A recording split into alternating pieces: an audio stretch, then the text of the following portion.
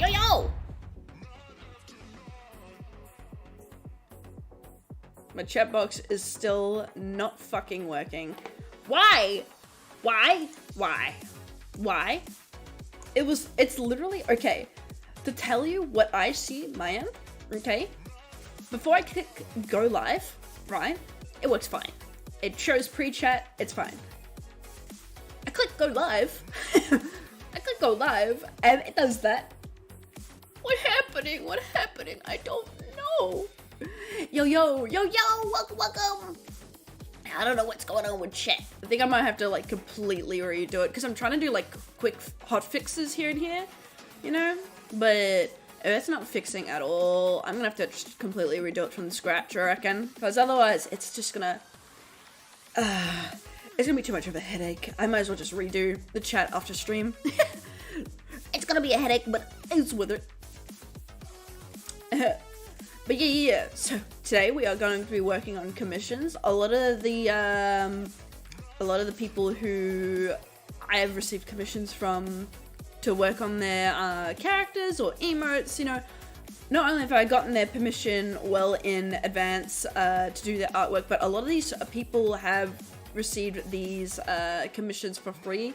Commission I'm using here as in light term, because normally commission you pay for it. It's a product you pay for, and then you know someone produces that thing. That's that's a you know what a commission is. You know what a commission is. But basically, I've been building up my portfolio. So a lot of the times I've either approached these people or I've held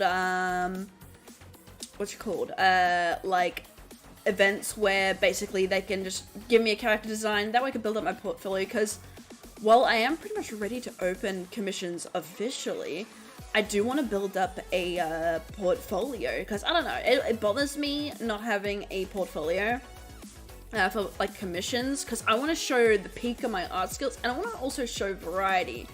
And in my personal experience, I draw the same thing over and over again. Like I could just draw what I like to draw over and over again, but then I don't get enough reach. It's not the correct marketing, you know. All of the people that I end up doing raffles for or giveaways, they end up reoccurring faces and names in chat and on my social medias. So it's just all marketing. It's just all marketing. I want to know what you do. Yeah. Hello there. What are your prices? Good thing you asked. So basically, I don't have them on screen because they're still in the finalized process, because in my country, the way I gauge the prices of my commissions is I normally always go by minimum wage.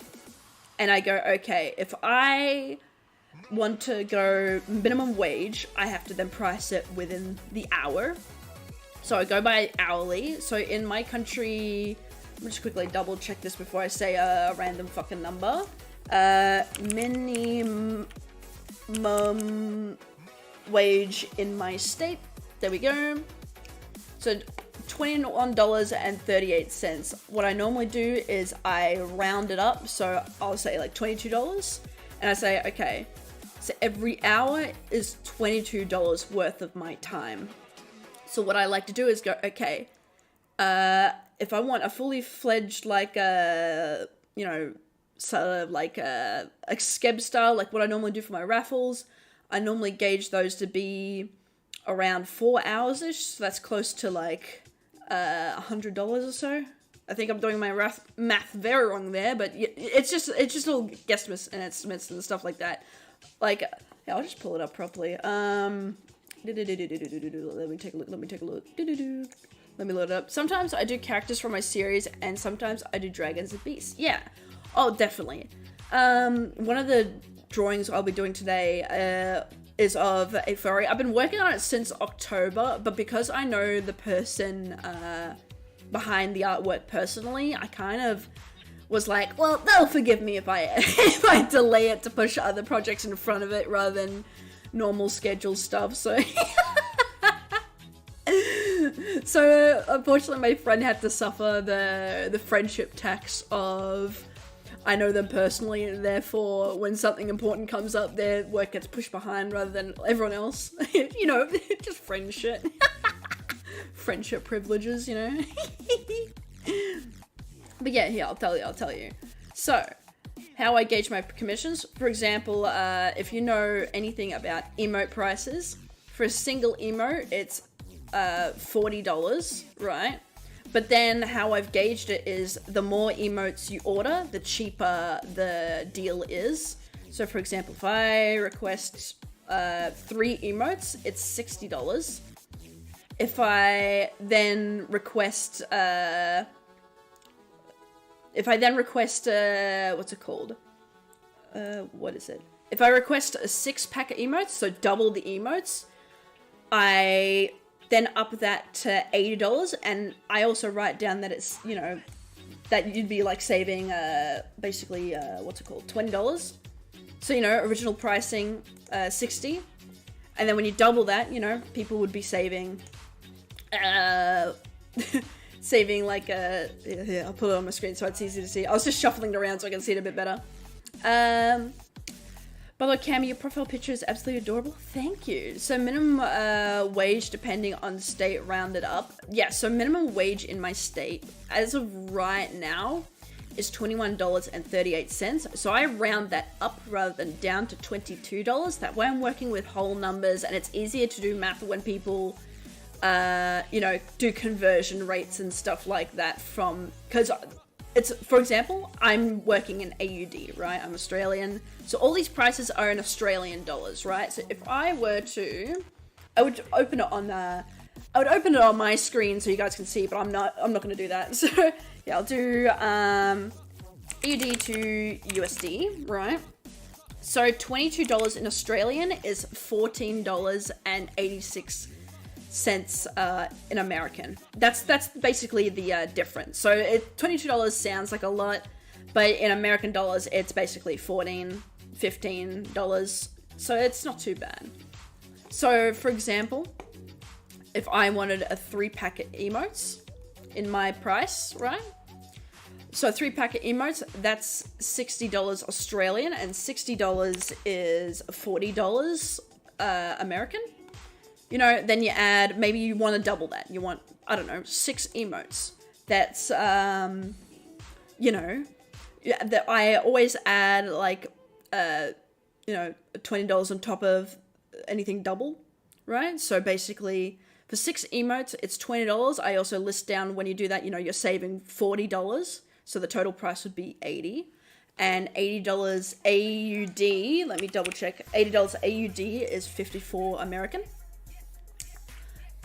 You seem very knowledgeable on this topic, so thank you. I'm about to open up my commission soon, so I'm trying to prepare. Oh, good. Oh, good. Oh, yeah, definitely. So the way, okay, for any people out there who plan on opening commissions, I always advise this. You want to go by hourly and your minimum wage rather than just doing a set price, right? Because the quicker you can get stuff done within the hour, the more commissions you can hold, because you know how long it's going to take, and you also can gauge your prices better. Whereas if you go, oh, this is the set price, a lot of people, when they do, oh yes, artwork is this set price, right? Say, I don't know, like, I'm going to gauge this at $30, and then, you know, it takes you 6 hours to do something. You are working well under minimum wage, and you won't be making a profit for your time. So I basically, I basically master drew a bunch of stuff to gauge my average time on when I would work on stuff, so I knew how to properly gauge my prices. So basically just time yourself, see what your average time is. It will fluctuate. What you do is, depending on the quality, so do something quick, something highly detailed, do a bunch of them, and then go for the middle value. So for example, if some artworks take 2 hours and other take 6, go for 4 hours, you know, go for the price that is in that middle. That way, worst case scenario, if it's lower detail, you make a profit. And if it's higher detail, you make a little bit less profit, but anytime you get a lower detailed artwork, it makes up for that lack of profit. Also, did you make a VTuber in VRoid? Yes, I did. I made this design entirely from sketch, from concept to the final product. Good thing I draw fast. Same. I hope I draw fast. Worst case scenario, sometimes, like when I done my ka-ching drawing on my YouTube channel, I've got a video of it, of the speed paint. That took, I think, 6 hours, I'm pretty sure. Yeah, why is there hearts there? That happened last stream. I saw that. Hello. Ow. What is the hearts? I don't know what that is. I don't know where it comes from. I don't know what it's attached to. It's not attached to chat. It's not attached to anything. I just see random hearts here, and it's, I don't know what that is. Anyway, back on topic. But what I have a VTuber in VRoid too. Oh, hell yeah. I also plan on one day doing model commissions as well, but I have not made enough models that they're of value that I personally want to sell them for and feel comfortable selling them for. Like this, while I've made this from scratch, I don't want to, you know, sell at this quality yet. I feel like I have space to improve, and therefore, so I'm working on models on the side, you know. I do have one that's on my Ko-fi, currently link in the description, that is, you know, available to get right now, you know, and to use and whatever. So I do have a free one, and then I do plan on putting up ready to buy concept with full copyright for streamers and stuff like that. The hearts are from me, lol, sorry. No, you're good. No need to apologize.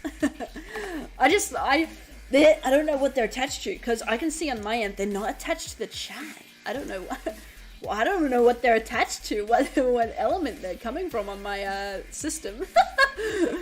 That's mine. No need to apologize about the hearts. You feel free to keep it hearting in the chat. At least the chat is getting used for something, unlike some programs where, like, it's just not running the chat on screen for some reason. Damn it! I don't know what I'm doing wrong! It's attached to the YouTube chat? I hope so. Hell yeah.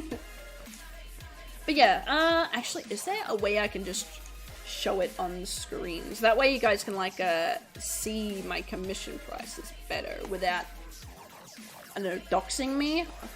Let's find out. I guess I can switch screens. By the way, this is the one we're going to be working on. And then if we finish it early, there'll be other ones I can work on as well. There we go. Okay, bet. So this is only visible to me, by the way. This is my Ko-fi, by the way. This is only visible to me because they're not finalized yet. I need to see, you know, whether I'm comfortable with those prices. And also, like, I want to update these so it's not just my work and for, like, my personal use. I want it to be of other people's emotes and work. So that way it's like, I don't know, it's just a personal thing with me. So, for example, icon/single emote, you know, $40, and then you can do, like, add-ons where it's, you know, make it, like, you know, more detailed. So this one's, like, the more detailed version. Says, you know, what you need, stuff like that. Here you go. I'll leave it here in case you want to take a screenshot, copy it down. Whatever. I don't mind if people copy my, my stuff, you know. Like, I find this information very, you know, useful. And also, like, I've been doing commissions over the years, so, like, you know, this sort of stuff really helps. I kind of know, like, what I want when I do commissions, so, like, it helps. And then I've got these 3-pack emotes. So as you can see, $40 for a single, $60 for 3, so that would be saving, what? I forget how much, but like, I can't do the instant math in my head, but you know, that much. And you know, like, exactly same thing again.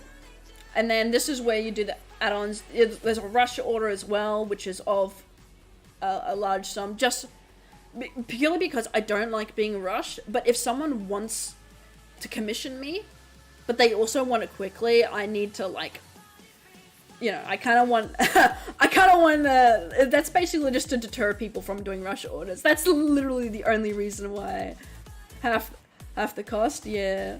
That's literally why that's so high up. I plan on changing that, but I need to, like, test it. So that price will probably not stay.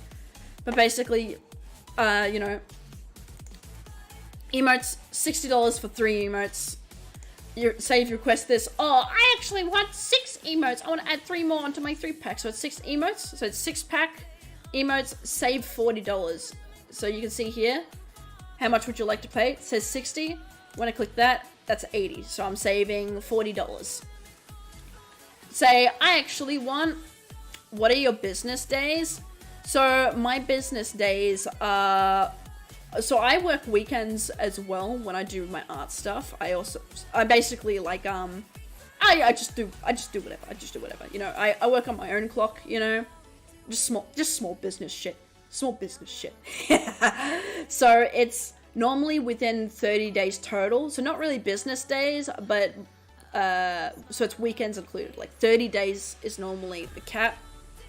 I also do have, you know, a list planned ready to go in my Discord where basically people can take a look at whether it's been started, worked on, or if it's, you know, a list of how many rush orders there are. But they're not really in use as of yet because my commissions aren't yet open, but, you know, close enough. And how do you calculate your business days?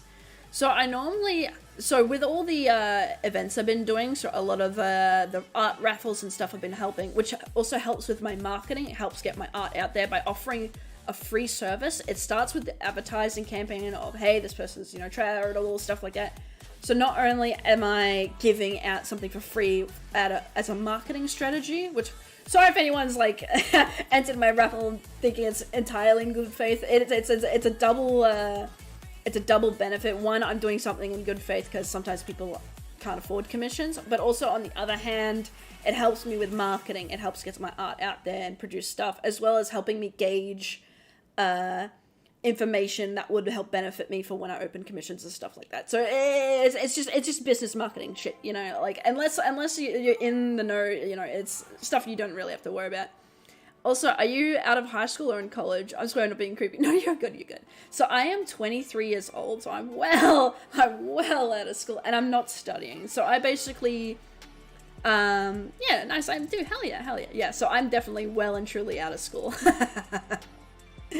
But you're good. I don't mind these questions, because unless someone tells you, or you have a resource you can use as a reference, you're not going to know, and a lot of artists do get scammed out there, so I don't mind giving people advice, especially since, you know, a lot of people, you know, like I said, they enter the commission field, they don't know how to gauge their prices very well, they don't know how to go about commissions, and a lot of people, because customers, they, especially regulars of commissions, if they see that you're underselling yourself, they're not gonna care, they're getting a fucking deal. Some people might comment, but those are only the good faith people. Others will be like, oh, cheap art, nice. I will take that. So I always go by minimum wage of what I know I can do. Basically, fuck you. I'm not as old as you, boomer ass. But yeah, so basically, say here, let's go, I want to make a pack of emotes. You know, creates a total of $100 AUD. So yeah, I'll do the price here. So $100 AUD is $67.54, right? So that's the comparison, and you would be saving $60 per bundle, right? Same thing with if instead you wanted 10 emotes, right? You know, you'd be like, oh, 10 emotes. I'm going to be saving $80. That's $120, which is how I also got the rush fee, because that's the 10 emote result. So, you know, oh, that's 120, you know, and 120 Australian, by the way, 120 is 81. So basically Americans or American or like, I don't know, people overseas or something, you know, they're not paying too much. These appear cheap, which is kind of what I wanted it to be. That's why I always go by the hourly. So it's cheaper for an Aka super. Yeah, definitely. I mean, you're also getting like, what? Because a lot of people I've seen charge like $60 per emote regardless. So they don't even get the saving feature that I've done here. Because I've implemented my prices where basically, because the way I've done the math is I wanted people to be more encouraged to buy more emotes. So this is a whole advertising campaign. It's a whole advertising trick here, right? Basically, I want to encourage people to spend more, so I make more of a profit. So that way I can make more, and then they're also saving money and receiving more for a lower value. So basically, there's two benefits, you know?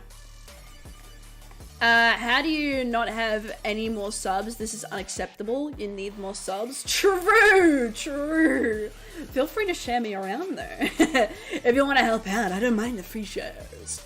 I mean, if you want to help me out, basically, it's an easy way to support small creators. Not just me, but just anyone you come across. You basically just like, comment on their things. Just any form of interact, even a dislike. If you don't like something someone's made, but you still want to support them as a creator, even dislikes like help us creators. It's wild because they count as interactions. That's why a lot of stuff that gets mass disliked, they go viral because they're getting that small interaction. Just like a little note in case there's also other creators you want to support out there. And then also you got the rush free that adds it to 240, which I only have there because here rush fee within 7 business days. So normally that's within a week or 2 of commission. Or if like they can also like communicate with me and be like, hey, I need this done by tomorrow. And I'll be like, I can't do that, but I could try. That's just a joke, by the way. It should have been 12.7k subs. Bro, speaking facts. True. I mean, this isn't the first channel I've had. I started uploading on this channel, I think in November of last year, and started streaming in January of this year. So this channel hasn't been running that long at all. I do have a older channel that I have abandoned, and at its peak, it reached 8,000 subscribers. Not to flex numbers. I hope that doesn't come across like that at all. I'm just saying, like, just statistics, like, that's what happened, you know? It's now at 6k because YouTube auto unfollows, but, you know, shit goes on. But yeah, like, so I've definitely been around for a bit. It's just this channel is a bit more of a newer one. So yeah, I've got 3 pack of emotes, and then I got Skeb style illustration. That is $100 flat, so again, for comparison, $100 flat is $67.54 American. So if we click on this, request this, like say, oh, I want this. So this here, Skeb style, what does that mean? Basically, to keep the price as low as possible, because I'm holding these at $100 because I know minimum wage wise, that is the time frame it takes for me to make it. And also not be working myself into the minus, basically. Not to be like wasting my own time and be like working myself under, in my state's minimum wage. And so, Skeb style, you know, you provide all necessary information, references, as well as a description of what you want. Once payment is made, there'll be no further communication with the illustrator and the client. This keeps the price lower, because otherwise, basically, I will have another option here where it allows communication past the payment point. So like basically you can be like, for example, when I do a sketch or something, I then forward it to the commissioner and be like, do you like the sketch, yes or no? There will be that option. I just need to plan the prices and make sure, you know, see how long that takes, see how much that changes the price up here. but yeah, so basically the reason why I plan on actually lowering this a little bit, because I found out I can actually produce these a little bit faster than what this value is here. So basically what happens is with scabs, once you hand over the money and hand in your description, there's no further communication until the product is complete, basically. And I also clarify that it takes slower because it's not in the normal queue, it's in the scab queue. So it gets handled in a different queue from these emotes. So basically emotes will be held in a normal queue and then these in a scab queue. And these take longer, but it's, I just need to gauge when, like, how, that's why I haven't come out publicly, like, why these are, like, still only visible to me, not public commissions yet, because I'm still trying to do the math for it all. That's basically, is what I'm trying to say. Yeah. I'm still trying to do the math to make sure I'm pricing things right and fair, because I don't want to, price things, be like, this is my prices, and then turns out I'm, like, scamming people who just want art from me. That's the last thing I want, because then that's really damaging. And not only that, I also don't want to scam myself out of money, right? So that's basically what I'm doing. And basically, I'm taking my time with that. I'm basically, taking my time, not pressuring myself, not rushing, because as of right now, this isn't my primary source of income. So, of course, the primary income comes first. And then this is the quote-unquote side hustle, if you want to consider it that. Which is, this is kind of what I want to do more, as well as streaming. Like, if I had a choice, I would make this my main job, but, life shit. But yeah, as of right now, these are my only commission options. I do plan on adding more, like, for example, VRoid VTubing models, maybe concept design, stuff like that. I also do have a shop as well. Emotes, overlays, textures, models. You've even got this free VRoid model. I do plan on also selling pre-made VRoid models that are fully rigged with, like, their own shit and everything as well. So there's that, And yeah, so that's basically that's basically. Ooh, I deleted the background. There we go. That's basically how I've sort of set it up. So hopefully that information helps you, Maybe character design too? True. Could be, could do. Anyway, I hope you guys didn't mind, like, that slight little detour in my commission information. I don't mind helping people out when it comes to, like, them gauging, like, prices and stuff like that. Because sometimes people... Not only are people curious, because I do have a lot of people, like, messaging me and asking me when I do open commissions. I always have to sit there and be like, I'm so sorry, they're not open yet. I'm being a little freak about it. I do know there are people that want to commission me, but they're just not open yet. And also, when you open commissions, make sure... Okay, let me just quickly pull this back up. Let me pull this back up. There we go. Oh, that's my Twitter, don't mind me. When you do this, make sure, if there is an option, see 5 slots. So that means only 5 people can do this. Right? And that's 5 in total, because I don't want to, like, overwork myself, and I also don't want to hinder any projects I may have on the side, as well as any free art giveaways, because I don't plan on stopping the free art giveaway things. I want to keep doing that because I feel like that's... Not only is it, like, really good marketing, right? Sorry if you don't like people hearing about marketing and stuff, like, oh, people talking about marketing, but, it's... but, like... it's easy marketing, and also it gives me the opportunity of, like, meeting new people as well. Because there's been a lot of times where I've held art competitions and people haven't even won, and they've just stuck around for some reason, and I really appreciate that. I think people like to stick around in the hopes I do another one. So if I were to stop and just fully go, commission wise, I feel like I'd lose those people. So as well, it's for them as well. Hopefully I make sense. Hopefully I'm making sense. But yeah, we're gonna be working on this commission. This is a friend of mine. they've been waiting, okay?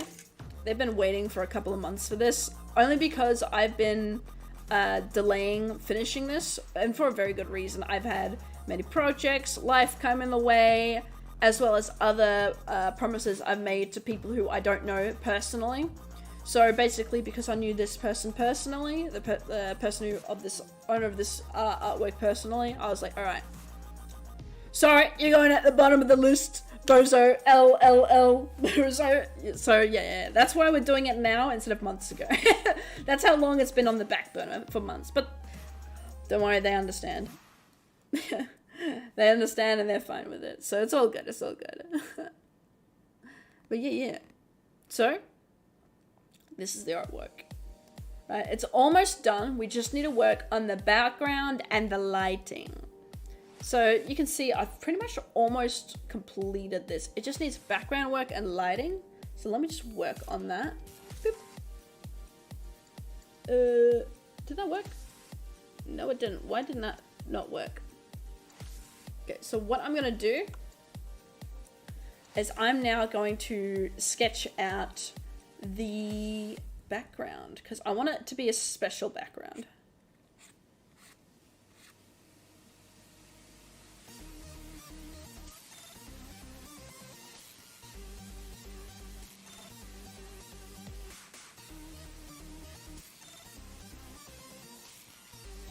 I kind of want it to be a little bit labyrinthy.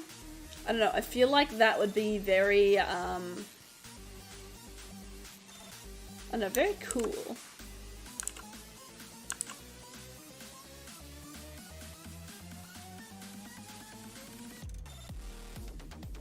Like with all the rounded shapes, like, you know, the hair, the tail, the blood.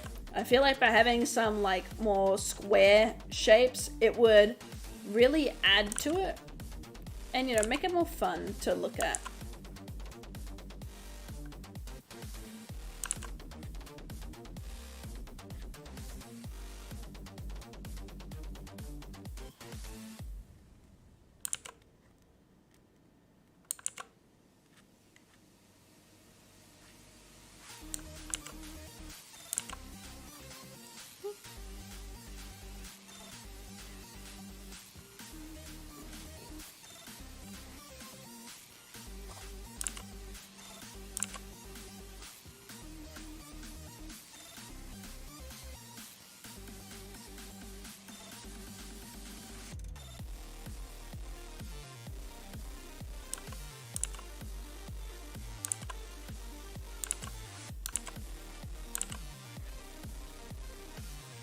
There we go.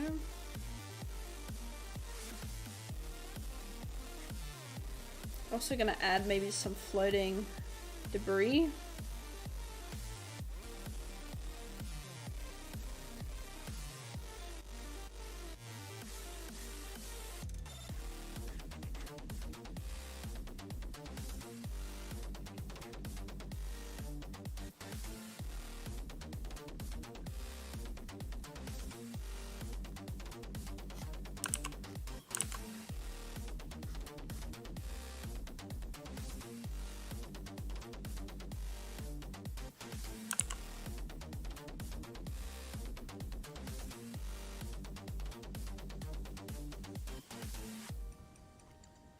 There we go.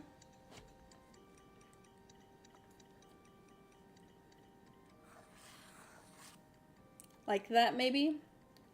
I'm doing the spiral circular thing, right? To indicate that I want this to, you know, be kind of circled in like that. So that way I know where the focus is going to be and then where I can take away the focus. That's basically what I'm doing. Because after I do all the effects, I'm basically going to take up the different layers, add little blur effects and stuff like that. If that makes sense. If that makes sense. I hope that makes sense. I hope that makes sense.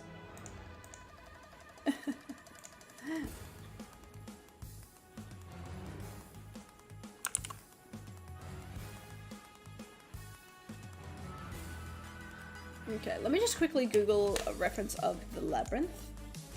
Labyrinth. Stairs. If I Google labyrinth correctly. There we go.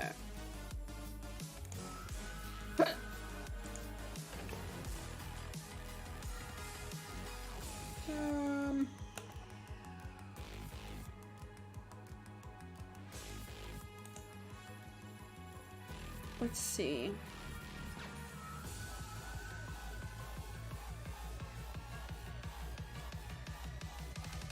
Labyrinth.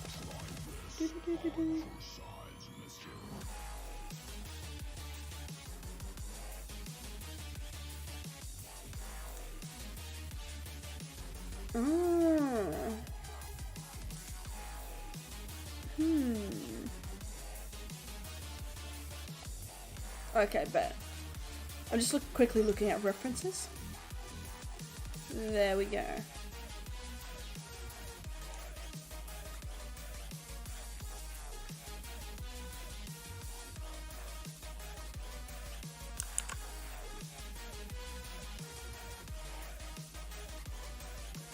There we go. And then, can we get some upside down stairs design, maybe?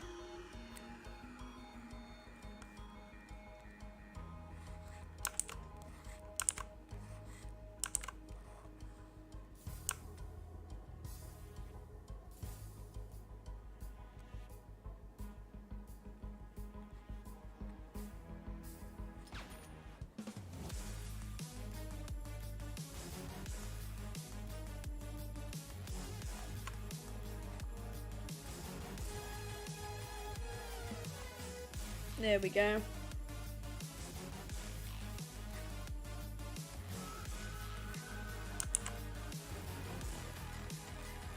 Oops, I didn't mean to grab that.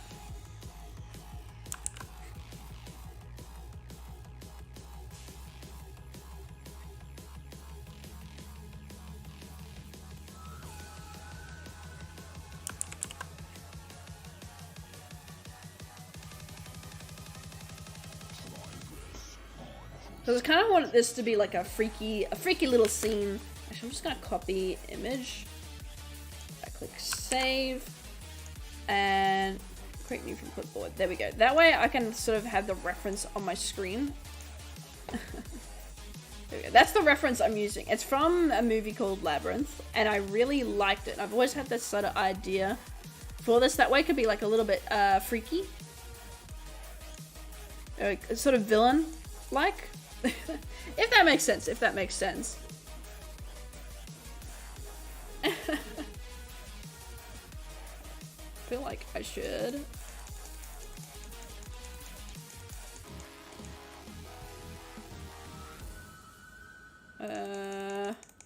Is there a better angle I can have this at so I can see this?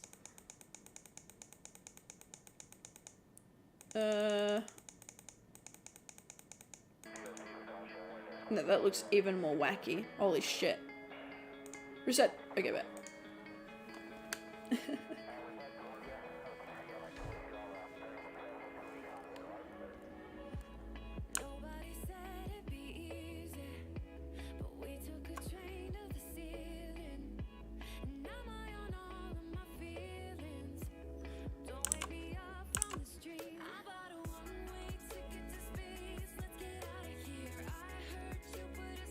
Let me just make some backward stairs.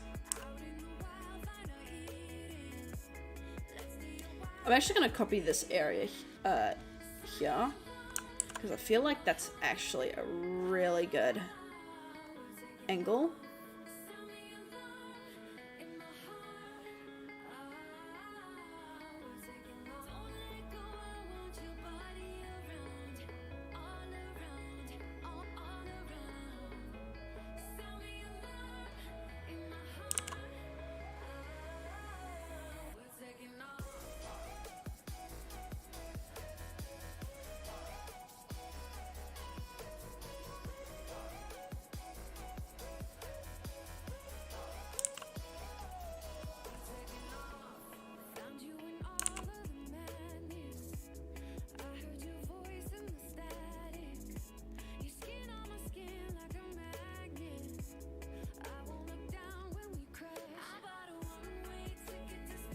There we go.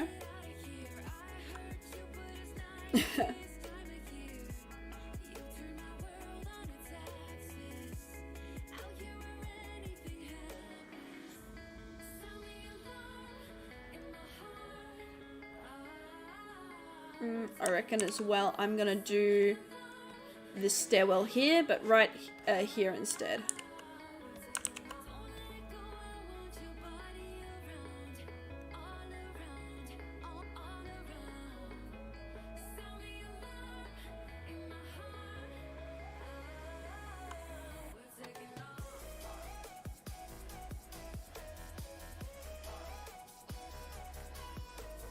There we go. I want this to basically be a little freaky scene. A little bit of the spooker scene.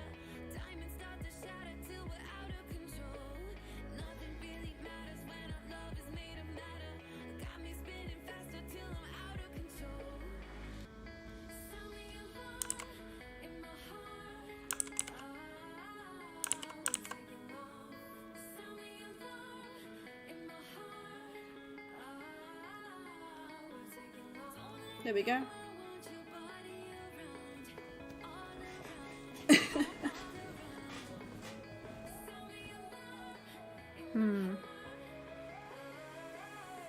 Okay, there we go. So firstly, I'm gonna work on the stuff that are in the front area. So first of all, I'm gonna grab this up here. Grab this.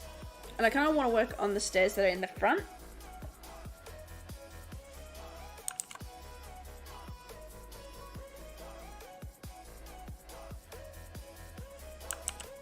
I'm gonna actually make this a bit smaller. There we go.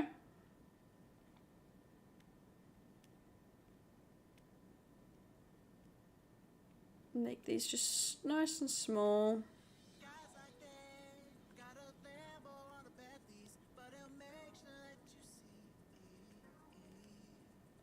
I'm gonna be loose with my sketches.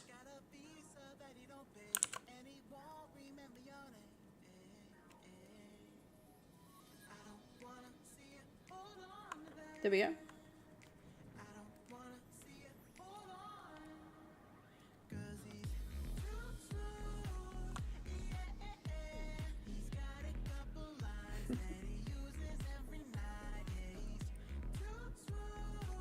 So that will be in our front ground.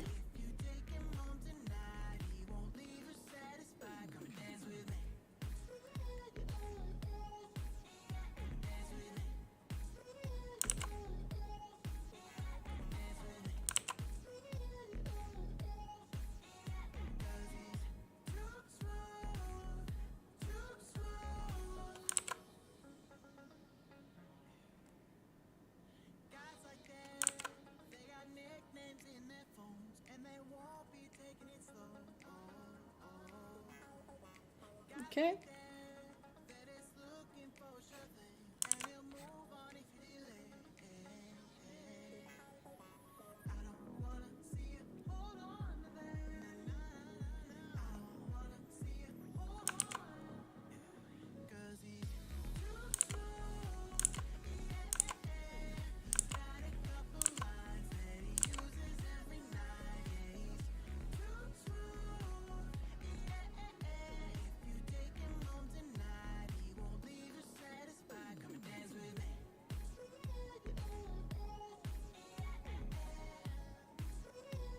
Okay, and then this way.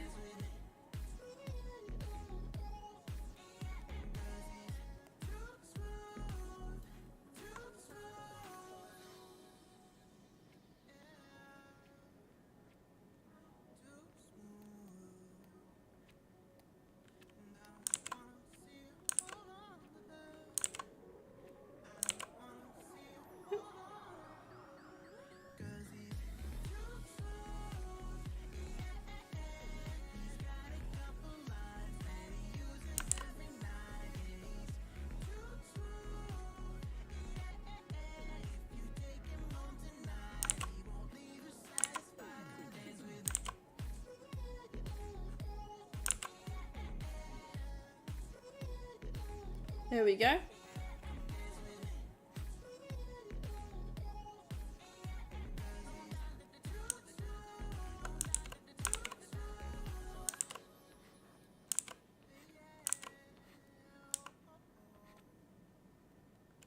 like so.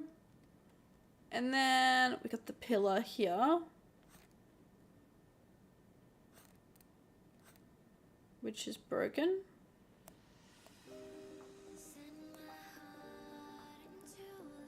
There we go. It's not gonna look the best, but it's okay. What matters is we're having fun.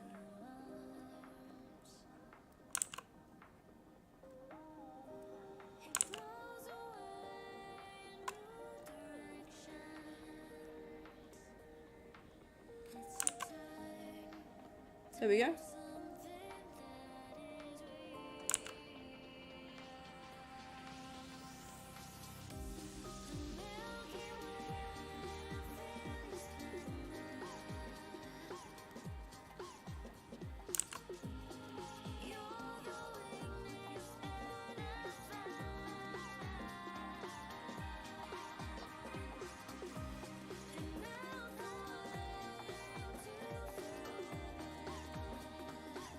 And then, oh.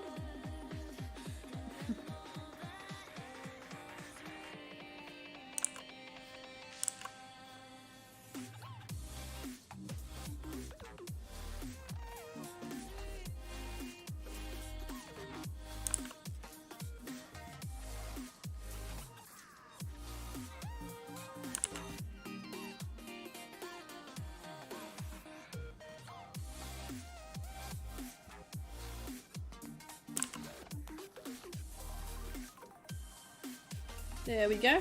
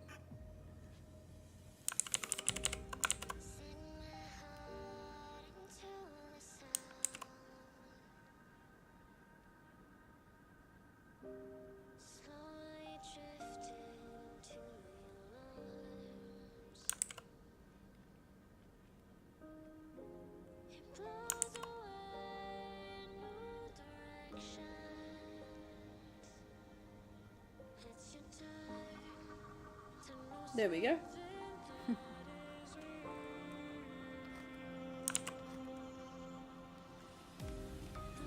Just like that, and then we can leave the background as like, I don't know, PNG of it. I don't know. But that basically, that's what it wants to be. And there we go. Now I have a more refined sketch. Just something more, a little bit more detailed. Oh, I should probably add a wall here. Otherwise it's gonna be like, well, what the fuck is this? You know?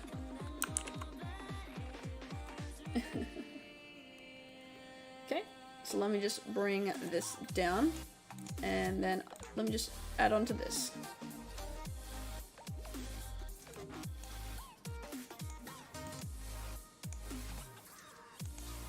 With a black pen.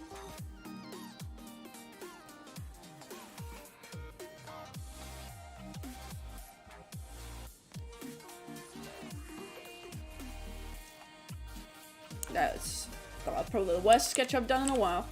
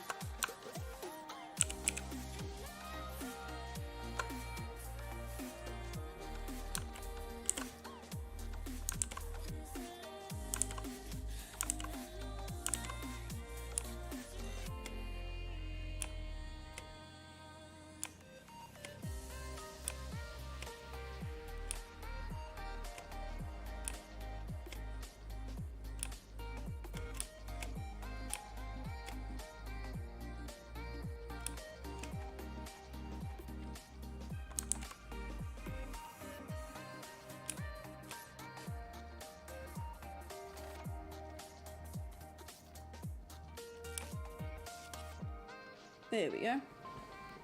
That way it comes over the ear a little bit in this area. Actually, let me bring that back a bit.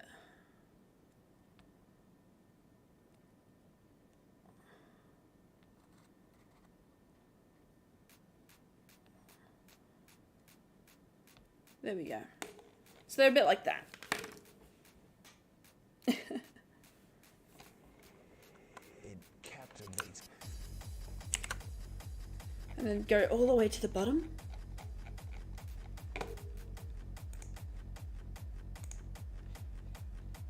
And we do the sketching all over again, but this time a little bit neater.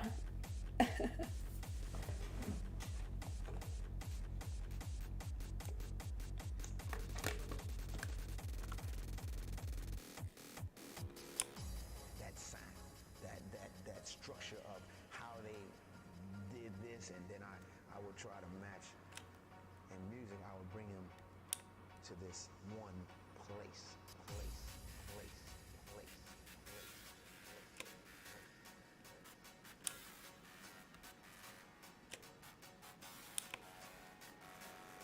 It captivates.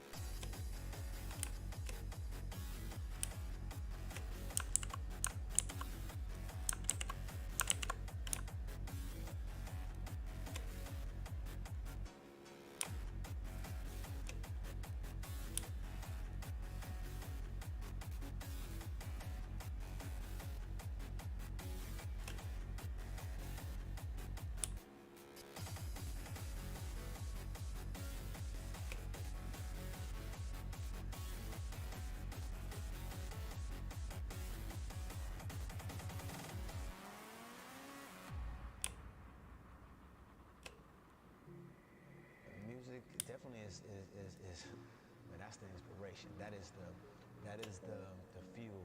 That is the engine. That is the broth of the soup. That is, people say, well, man, I can dance without music. True, but if you dance without me, that means you got music in your soul. So music is always going to be a part of you, because once you still going to be hearing it in your head somewhere. So my thing is, music, when I hear certain beats, certain sounds, it captivates me. It makes me want to become there we go. of that.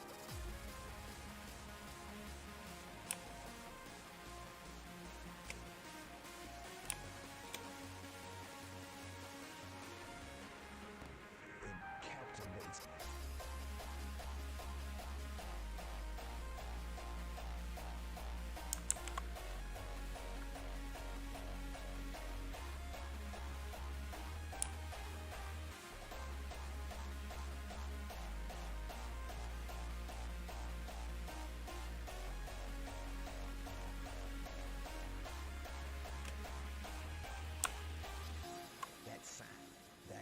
That structure of how they did this, and then I would try to match.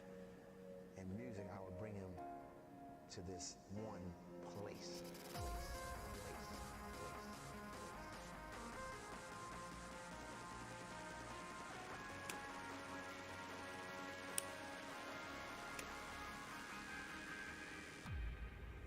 It captivates.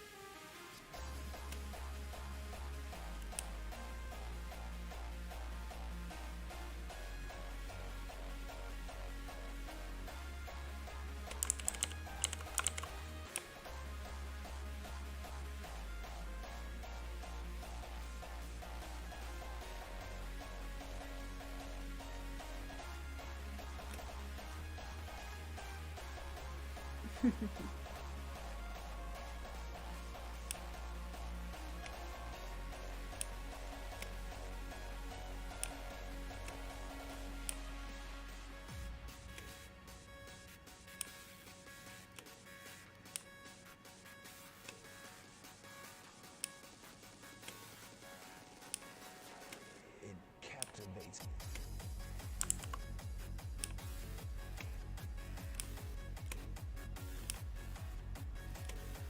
There we go.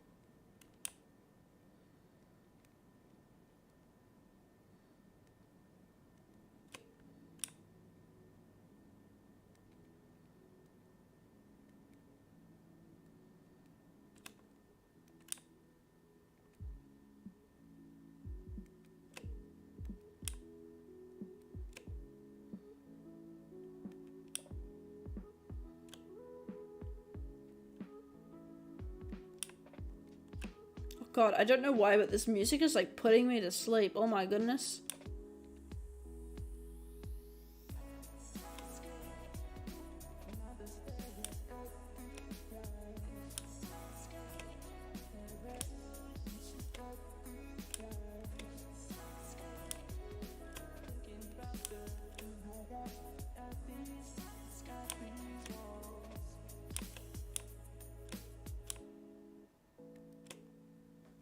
There we go.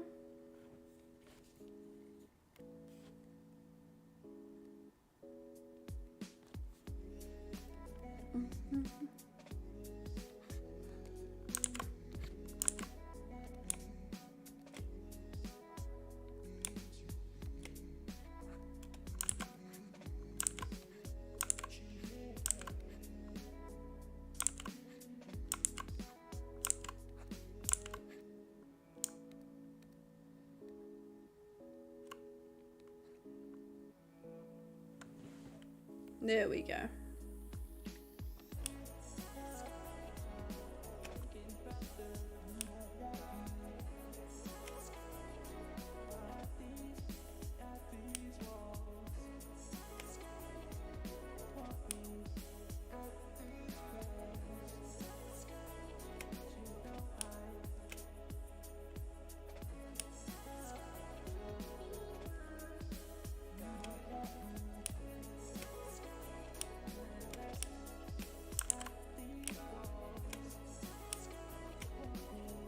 There we go. And then on top of that, I'm going to do the little pole thing right here.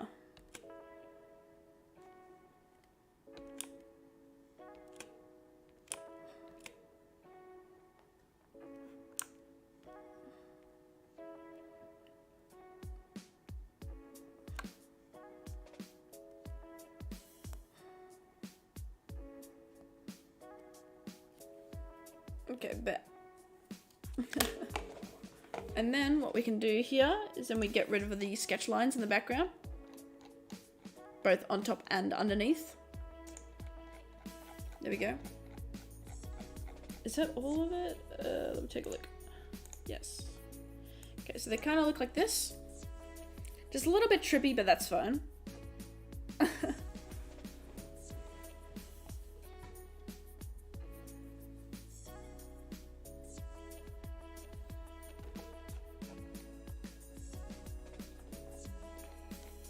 I'm just gonna get rid of this upper one here. That way I can see better what I'm doing.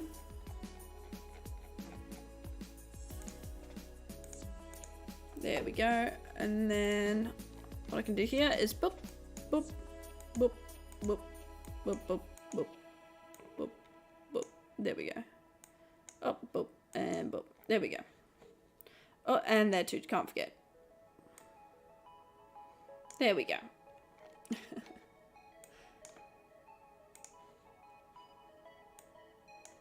We're gonna leave some overlap.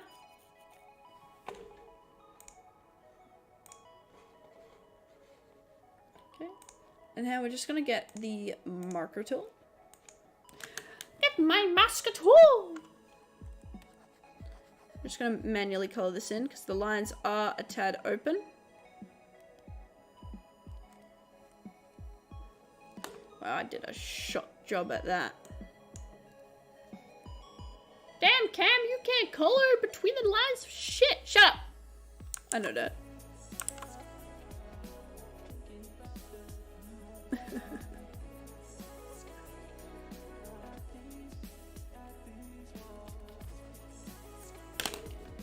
Okay, so now we got that masking layer. So I'll be able to just clip on top of that. And then we got this underneath layer, which will also be for masking. Oh, let me just do it on this one first.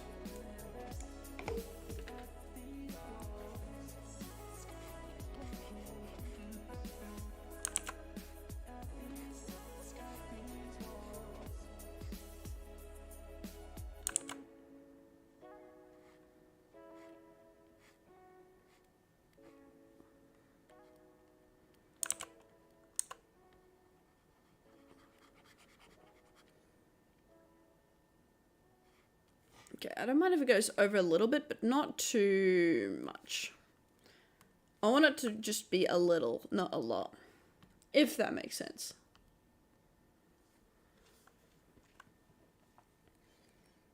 Okay. These are the same faces. So now I'm just going to color in the same faces of where, you know, they'll be facing. The truth is running in our blood. The answers are lying here within. Okay.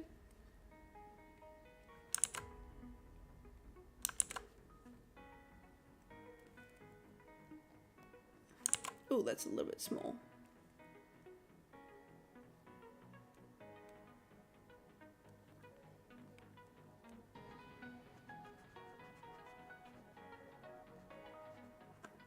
Okay. Let me see if color bucket works. Oh, not really with that, but it works enough that I can get a lot of this filled in. And then I can do the rest myself. There we go.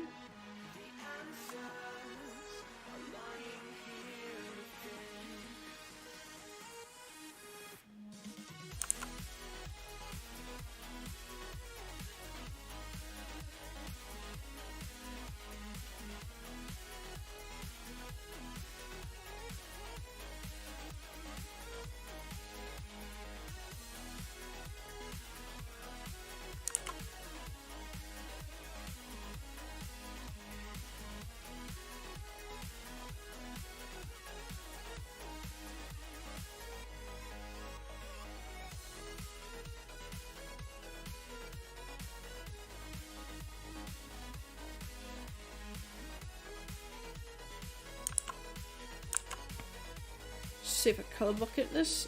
There we go. That's way easier, way easier. And then what I'm gonna do is I'm gonna do the same thing again. Go with a lower color, just a little bit.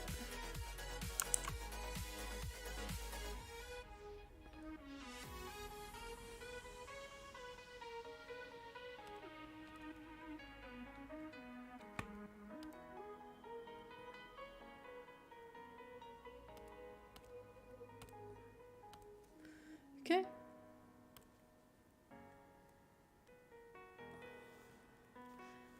Let's color in this part here.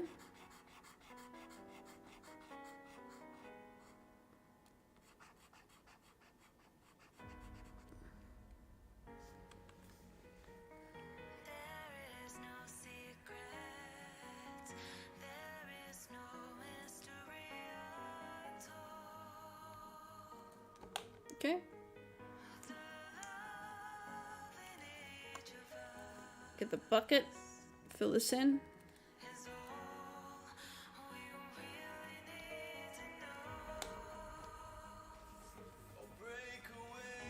Okay, then we're gonna do it again.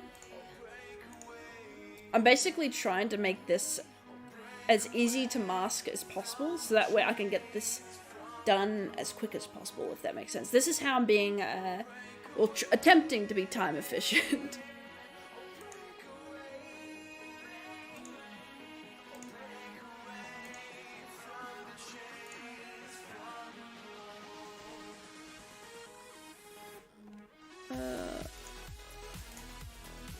Okay.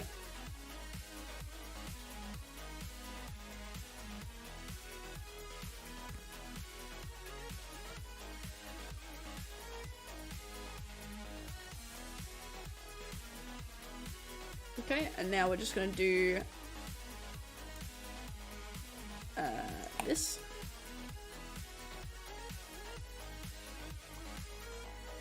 There we go.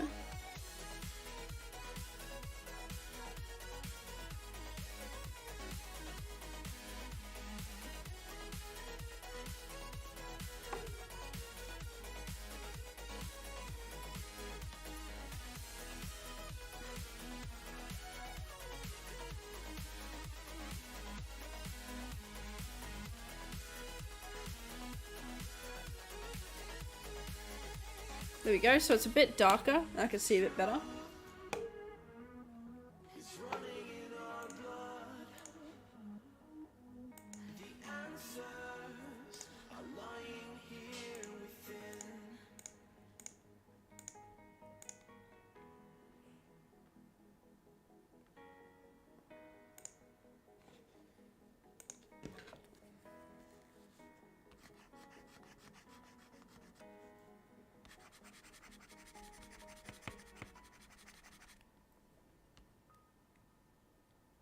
gonna do that. Then I'm gonna do this. And then this.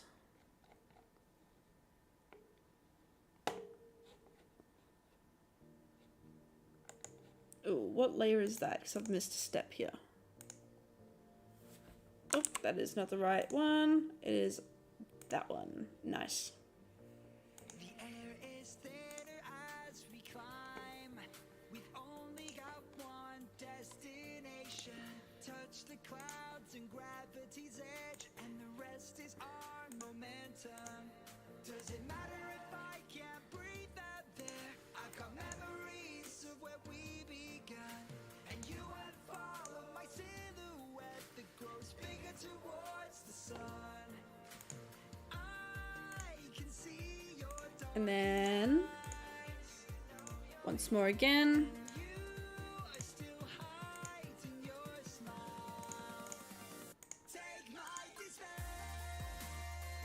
throw it away. When you reach me, I'll find a way. Look out for slopes, down the telescope. And when you reach me, I'll let you stay. There we go. And then one more layer, and this will be the very deep background. So they don't wash away. How many times do we leave a mark? I've been worried if you'll be okay. I can try There we go. in an instant. So it looks a little bit funky, but hear me out. We will fix it. I'm just doing that so I can easily mask it. So there you go. It kind of looks a little bit like this. Alright, just a little bit. And we'll color it better so it fits better, you know? So let me just grade this out a bit. Take my dismay, throw it away. Let's see.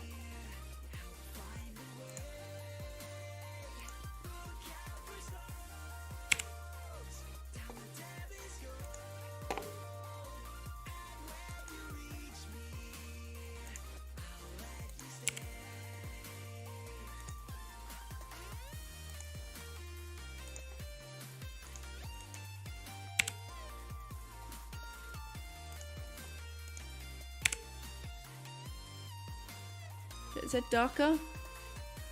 It is only by a little bit. I want it to be a bit more obvious.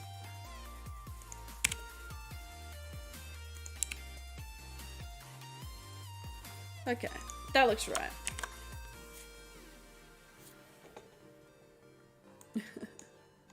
Okay, let's color that stair up there.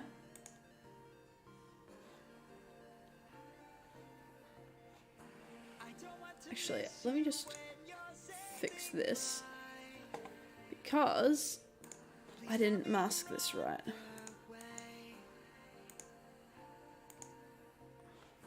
I don't want to miss you once I've waved goodbye. So when you reach me, tell me you'll stay.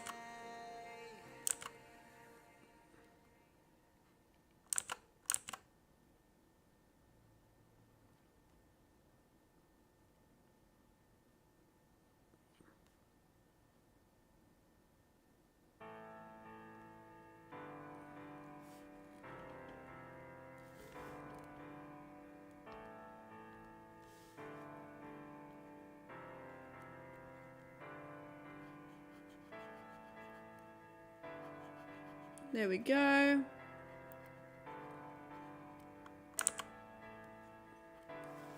And then one more.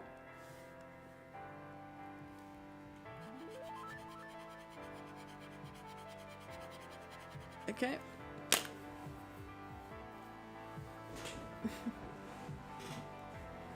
And so now let me just see if I go down here. So I want it to be closer to this grey.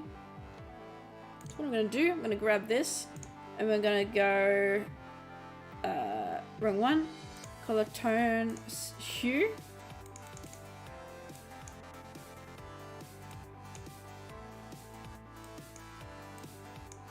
I'm gonna go all the way to 180 for all of it. D U. This might look weird as I'm changing the color, but bear with me.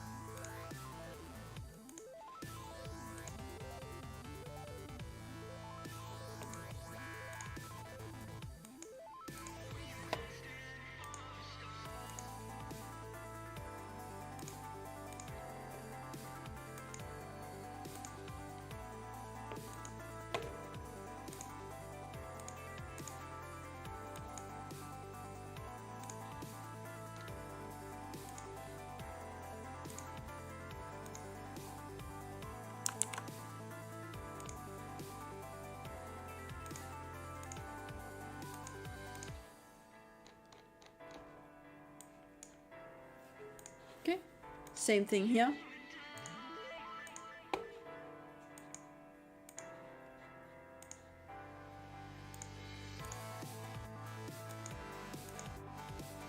I know you can't really see what I'm doing, but I'm basically going through the settings and changing the hue type.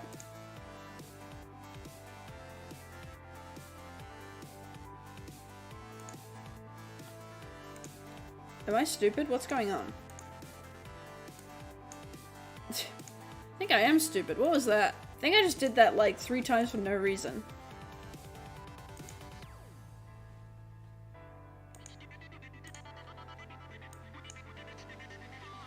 Okay, there we go. So now we've got the sort of start, the base. Now we do saturation.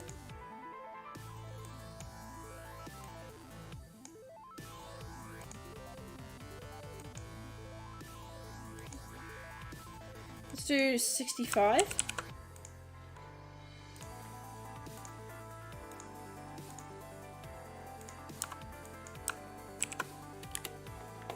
So it's a little bit grayed out. Not too much, but just a little bit. Because we want it to be a gray, but not the same gray the character is, like a different gray. So that way they stand out a bit. There we go.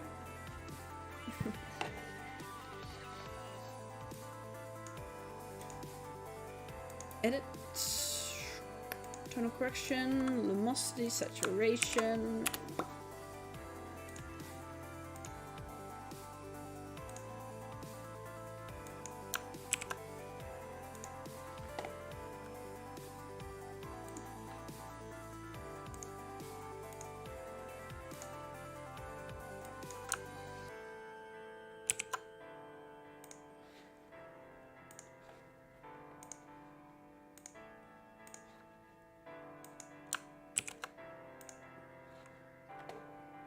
Why did that not change? I feel like that didn't change at all.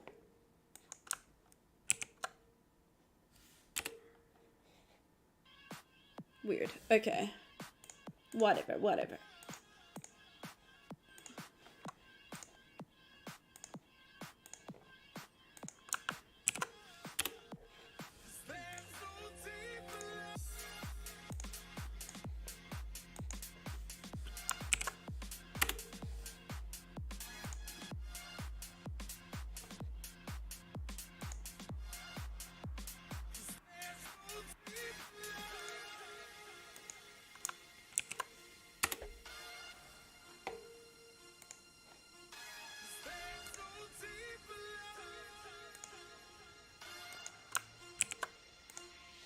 Okay, I've got some that are still same.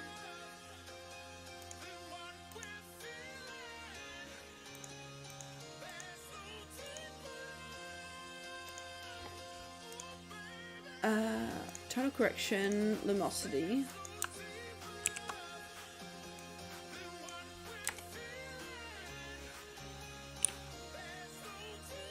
Weird. Okay.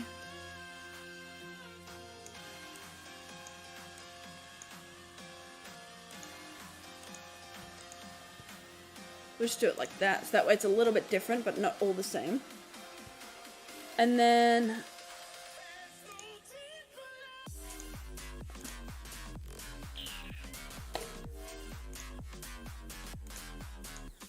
luminosity, I think that's the last one. Yeah. Yep. And then this one.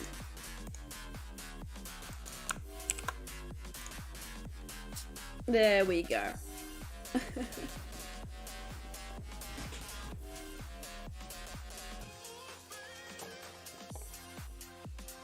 And now what we're gonna do is we're now gonna adjust these grays. So what we're gonna do here is I'm gonna see what sits on these colors better.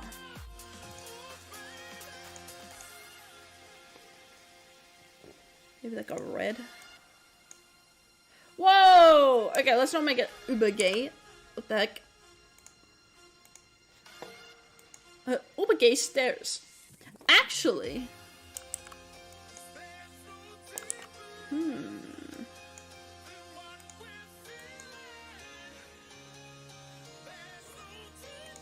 We do overlay. Multiply.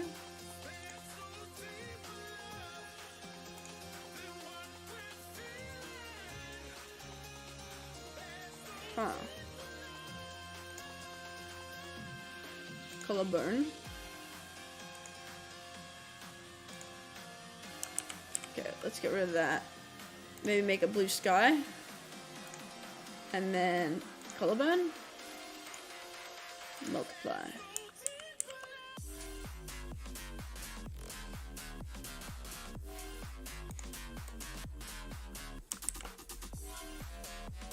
Foreground to transparent.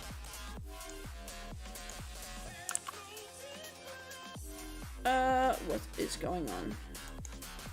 There we go.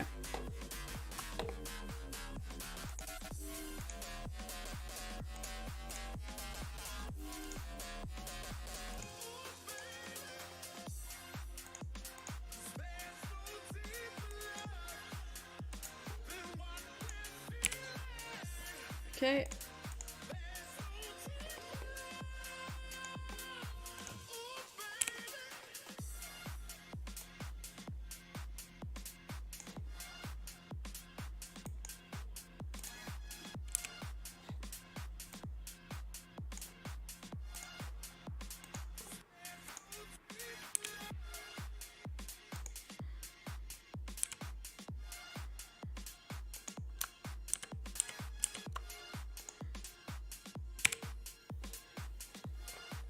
Oh, right. I need to change the add blue in. There we go.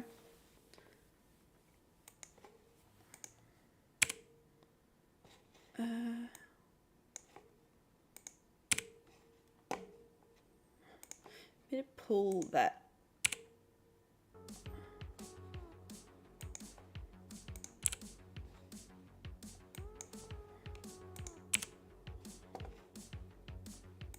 Maybe use red.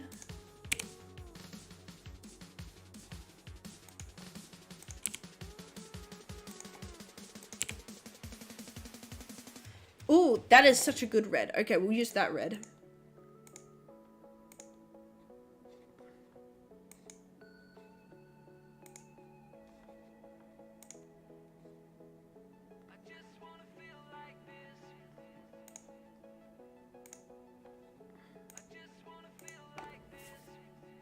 Okay, bet. That way we're changing from a blue hue to a red hue in the shadow. Or do I do it the opposite way?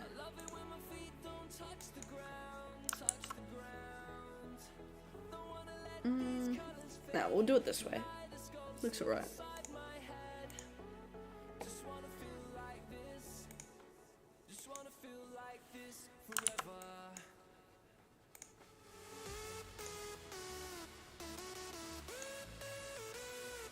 Okay.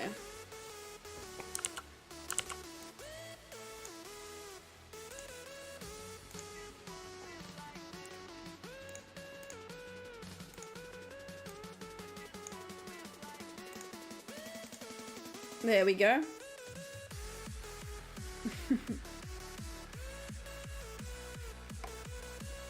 Let me just add these into a folder so that way I can easier edit these.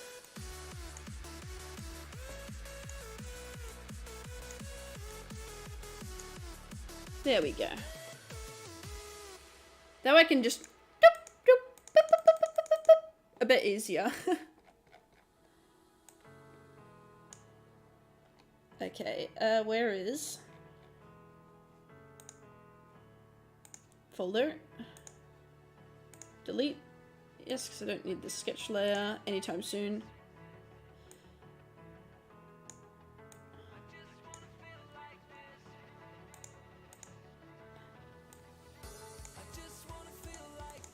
Okay, let's make this the line art and that layer. Oh, nope, wrong one.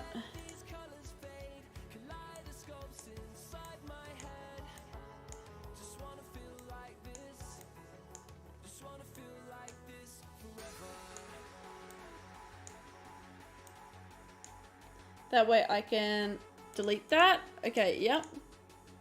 And then delete this. Okay, nice. Okay, so I've got everything now separated.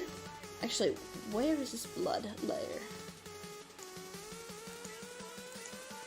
Okay, it's all in the one layer. That's nice. Okay, that's good. Oh. Actually, no, that's good because then I can click the character off of it. And then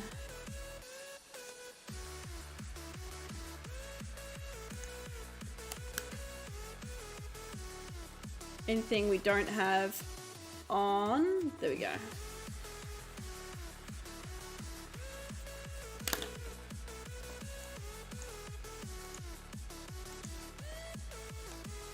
There we go. Doop. Doop. There we go.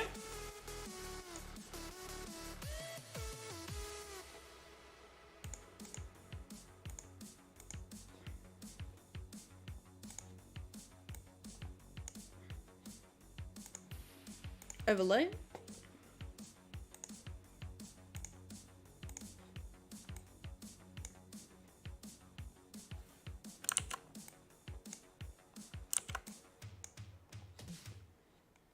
There we go.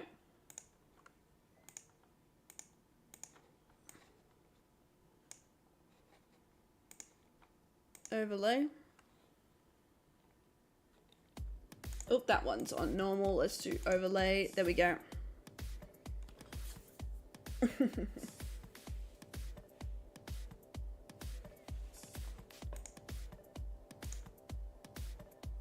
So this is gonna probably look funny on my screen, so let me move my mic a bit so I'm not leaning under it, because that's why I'm leaning over, is I'm looking under my microphone like a bozo. So what I'm gonna do is I'm gonna do this a lot. It's basically just a bunch of post editing just to bring the colors out a bit more. So I'm gonna use red as sort of like kind of contrast shadows, so that way it blends in all the red hues in a bit more. Hopefully I'm making sense.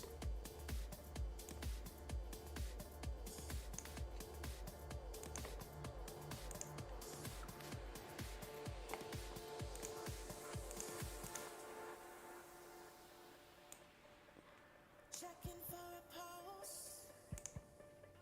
I'm breathing deeply. Think I'm zoning out. I can't see clearly. Hope that nothing's lost. Doctor, tell me There we go. I feel my vitals about to drop. Please tell me you'll save me. I'm in a state of emergency. Somebody Overlay. help me. I'm in a state of emergency. Somebody please help me. I'm in a state of emergency. I'm in a state of emergency.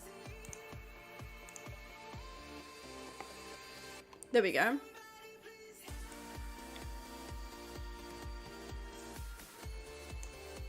Now what we're going to do, we're going to go up 1 again. And I reckon we're going to do a sandy pale like this. And go the opposite way. And go, not multiply. Like that.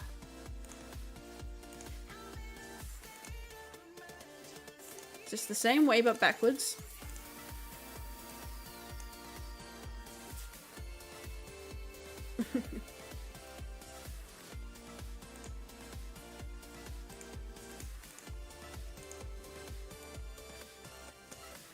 There we go. So then it kind of gets more color into it. So see how it crosses the hue while staying on the gray sort of thing? That's kind of what I'm aiming for.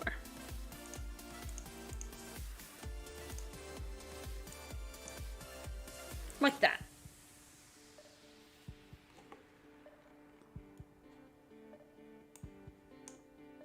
Which I know this is going to look a little bit confusing, but it's one of those things where you kind of have to trust the process.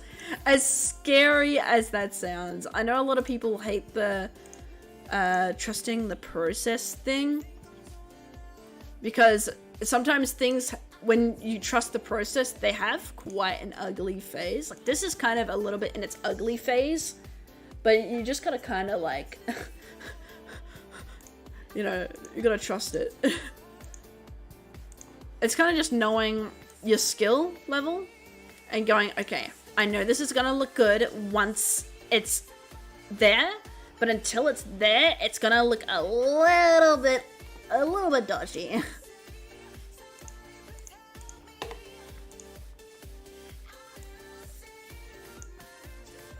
It's just a matter of trusting it.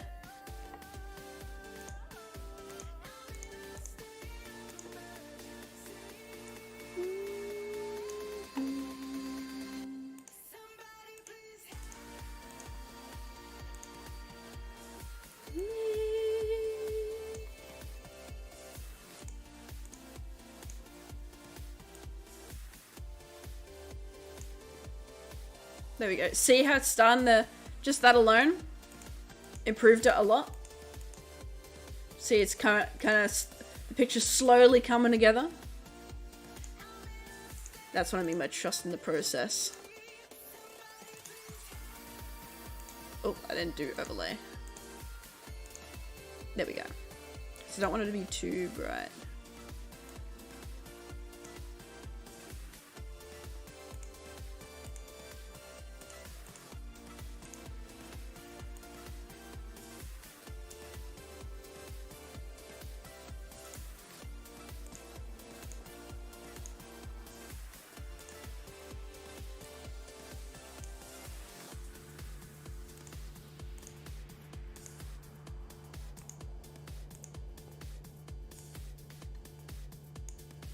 There we go. Kind of like that. So see how it's all a bit more coming together? There's lots of colors going on in the background. It looks nice. It's looking really well. Now I'm going to go in with a green, right? A grayed out green. So it's nice and it's like a middle tone, kind of. And what I'm going to do is I'm going to play around a bit. Maybe with this one here.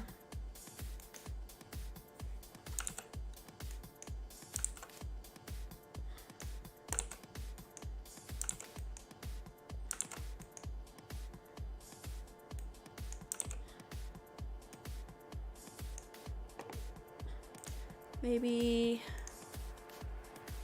we're gonna go multiply. I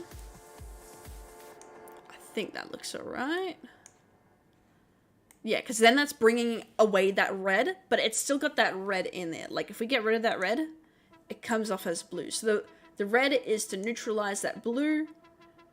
So yeah, I'll show you what it does. So if it's just the green on its own, it only a little bit changes. With yellow, we got that highlight sort of difference, and then that red neutralizes the base. That's kind of what I'm doing.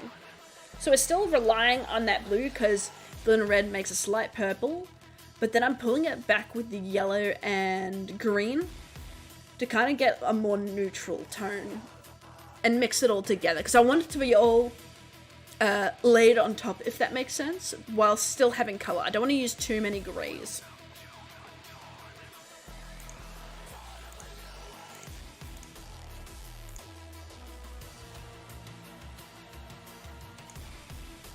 Like that.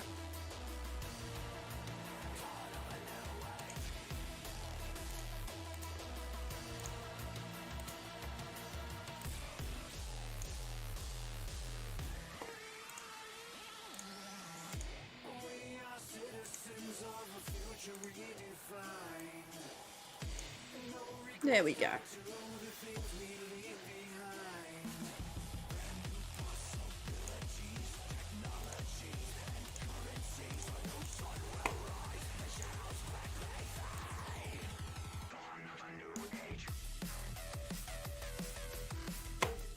Like that. I know you can't really see the difference because it's so subtle, but it's there.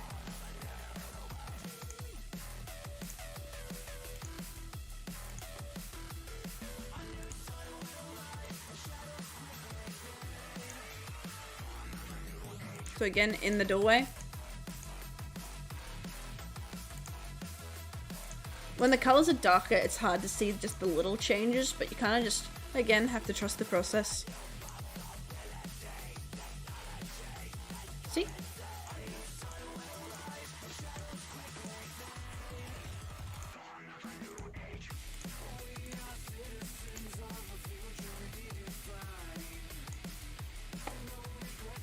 So we're kind of bringing that color down because what I'm going to do is I'm going to add lighting on top of it coming from the character. So that way the character's not just randomly slapped in on top of this weird wacky background, but more in the scene itself, if that makes a little bit of sense.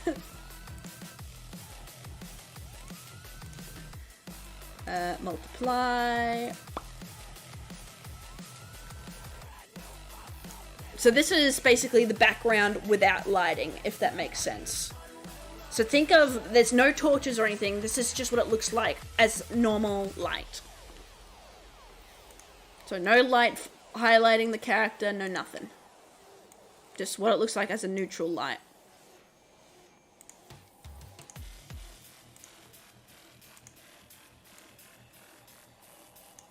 Whoops, that's way too much. There we go.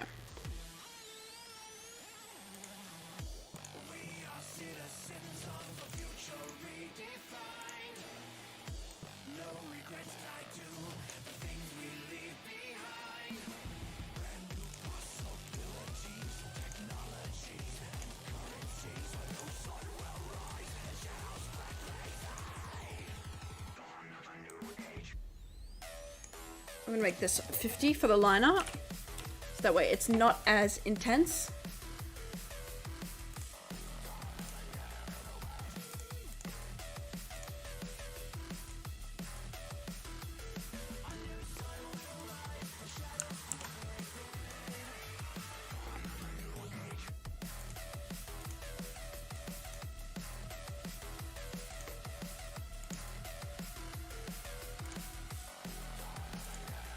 Yeah, so that's kind of what it's doing. It's pulling that red out. But I want to bring it back a bit. So I'm going to do 50%. There we go. And same with this upper layer here. I'm going to just do this as 50%. There we go. So it pulls back the color. Just like that. Now, what I'm going to do is I'm also going to add a little bit of a texture, right?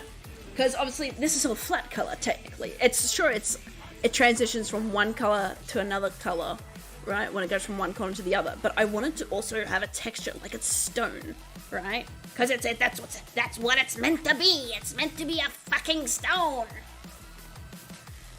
So what we're gonna do is we're gonna find a brush. I'm gonna go on top, outside this layer. And I'm gonna go to a bright red, right? So I can see kind of like what it would look like. Right? And then we're gonna do this. Right? Just a quick little dabble.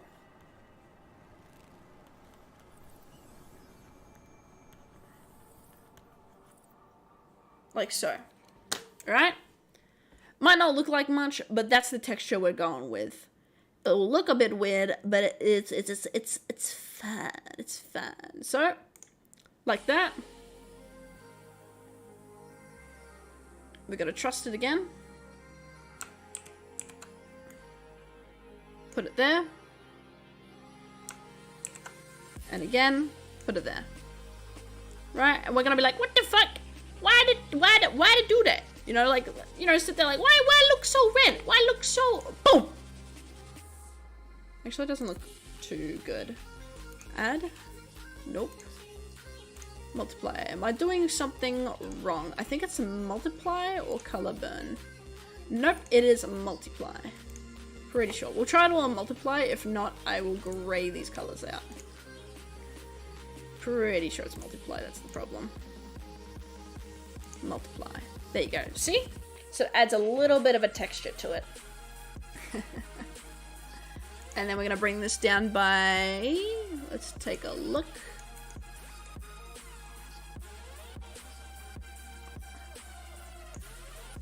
Okay, we'll say 80%. 80. 80. There you go. So that's kind of the texture we're going with. So then it gives it a bit more of a dirty, like floor-like texture.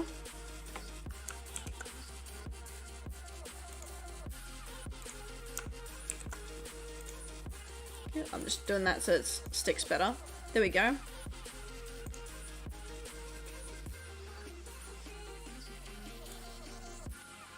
And we're just going to keep it like that. There we go. Now let's do that to the bottom area.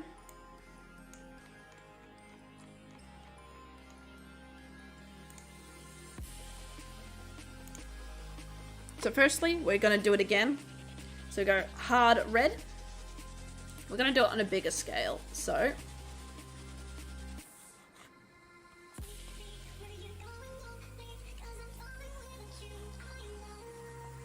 like that. Like so. Maybe a bit darker in spots as well. Might bring it to like a bit more of a golden here.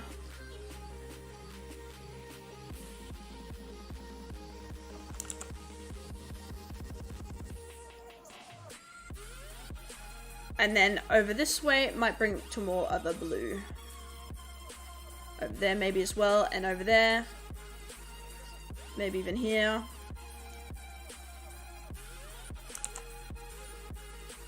We're just pulling colors from all sorts of locations into this.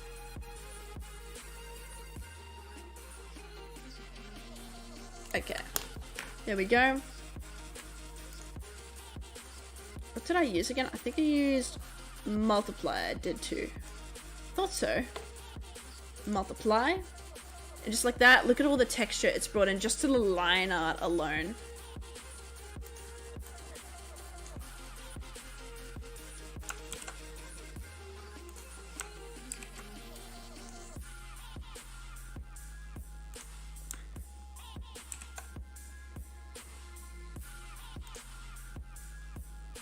I'm gonna bring that down to 80.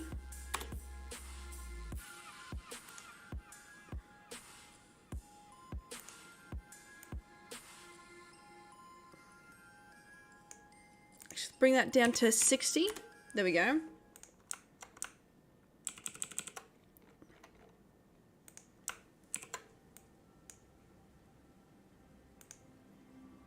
There we go. So that's right down to 60. Actually bring that back just a bit more. There we go, 47. 47. There we go.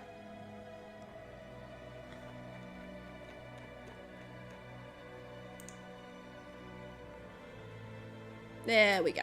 Just like that. And then just on the line art a little bit, not too much. So there we go. So we got some texture on that. And again, there's no lighting. So it's just basic shading, no lighting on the background. So that's when we come in here. So now we're just going to do some basic rounded lighting. Because everything's pretty much flat lighting from here, right? There's nothing rounded. So what we're going to do here is now we're going to do some rounded lighting.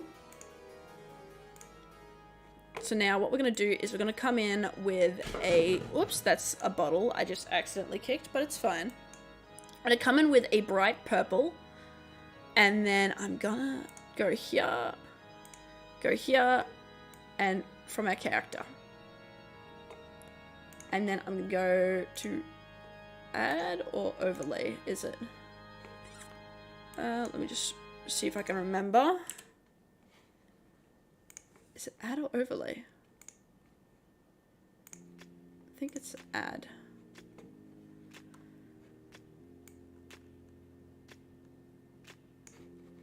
There we go. And then I'm just going to pull this out and over.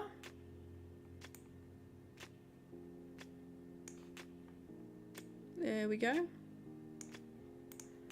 Just like so. And then we're just going to bring it down. That way it has sort of like that sort of effect. That way it's a bit more bending in the background a little bit. Just looks a little bit nicer.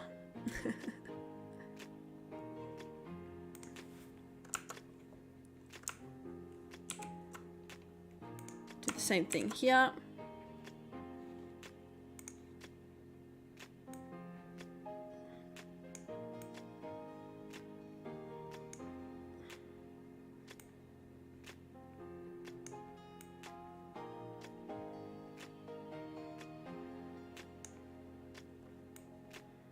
Can we put the highlight here?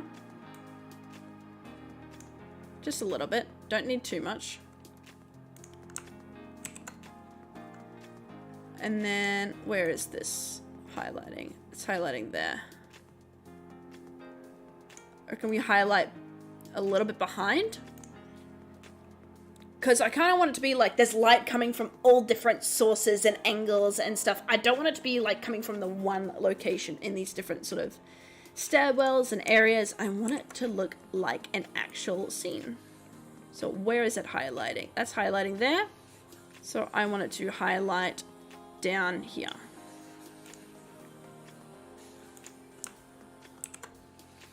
Now where is this highlighting? It's going to be highlighting those stairs and those stairs. So I don't want to touch those stairs really. Actually, I'll put that there. Put the light there again. And then, oh, that highlights there as well. That's nice.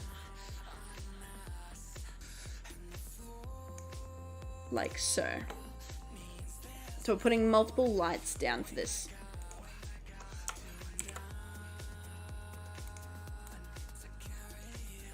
Okay, so now it's doing the stairs on both sides. Okay.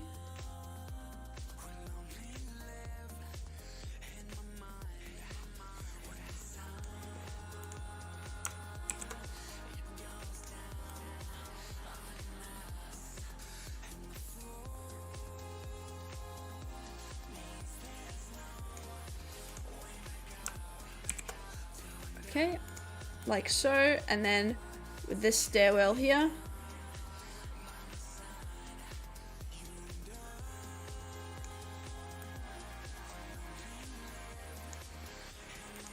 There we go.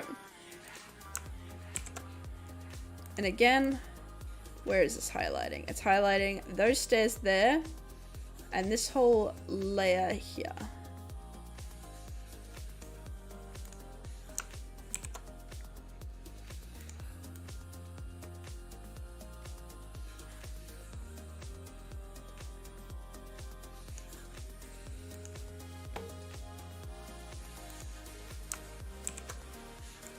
And then this is just going to highlight this whole area, I think, isn't it? Yeah.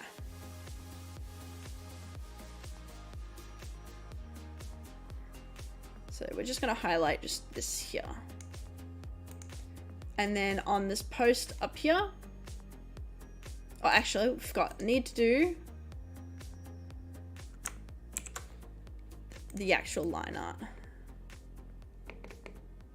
Because can't highlight like one part and then not highlight the rest. So I'm just making it bigger so the change with the highlight is a little bit bigger. There we go. And then, like here.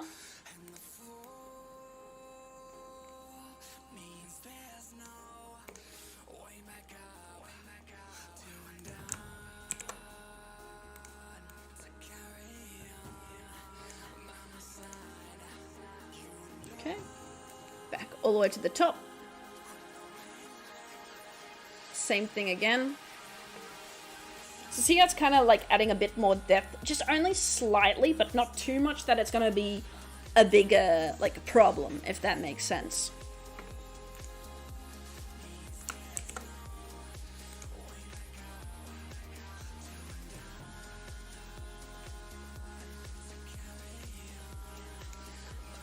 Okay. Like so. Like so. It's only little bits, don't need too much. Like that. And like this. There we go. Just so it's slightly, so not too much.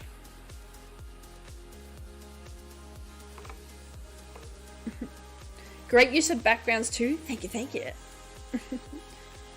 We're just trying to make it look a little bit trippy, and don't worry, stuff will like fade in and out of sight, so to speak.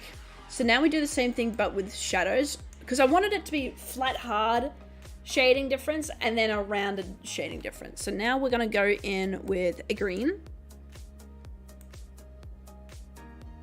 So now I'm just gonna go here. Actually, let's go right at the bottom. So see how that kind of changes everything from that to that? Kind of adds a bit more of a background, if that makes sense.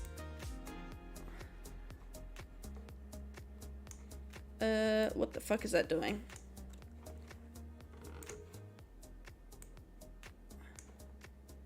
I'm just gonna do this here.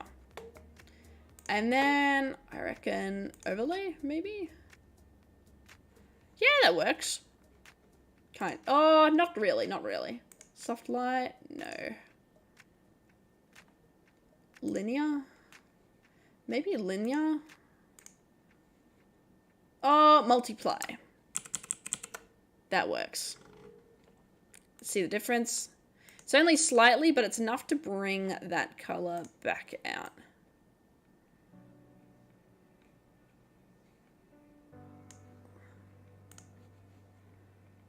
Okay, nice. So there's linear.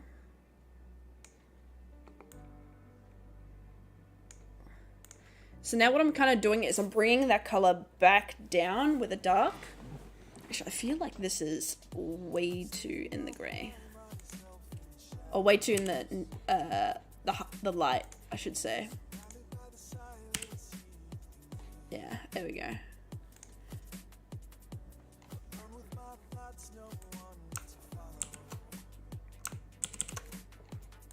Oh, don't forget to save. Because this file is getting big, it's going to take ages to save this.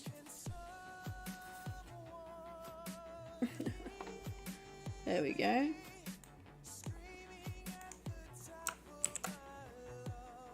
So that's shading there and here.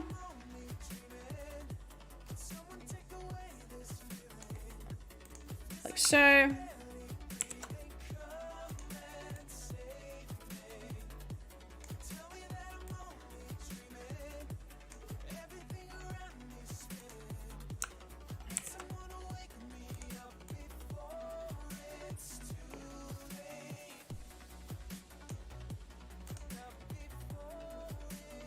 There we go. So see how it's adding a bit more depth the way I'm doing the shading?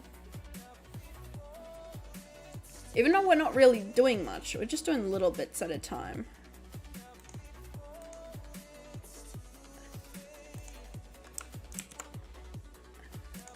Okay, so that's doing this here.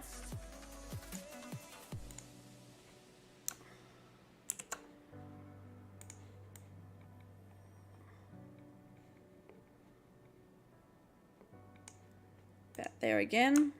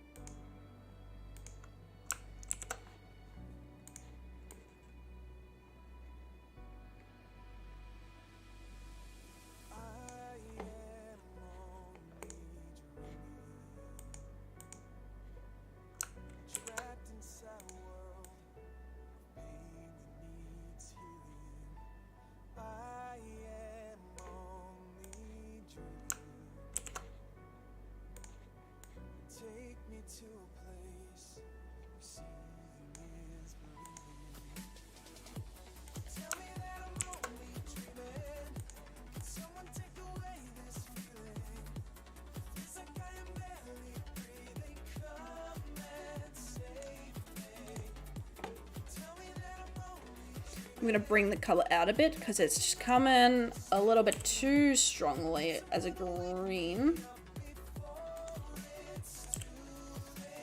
I kind of don't want it to be too green. Otherwise, it will kind of rule the picture a bit.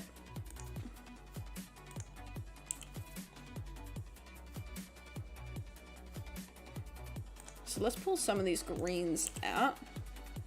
So it's a bit more of a grayish color palette.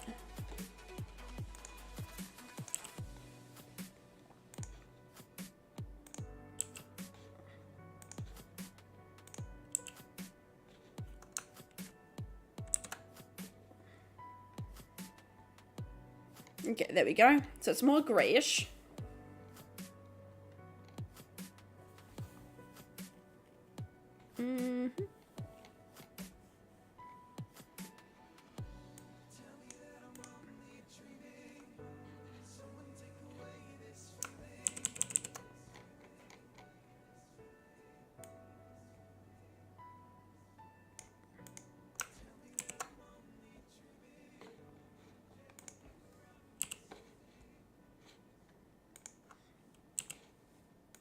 Okay, let's copy this. And now, where is this shading? It's shading those stairs. Okay. Oh, it's shading all this as well. Okay, let's shade that. Let's shade up here.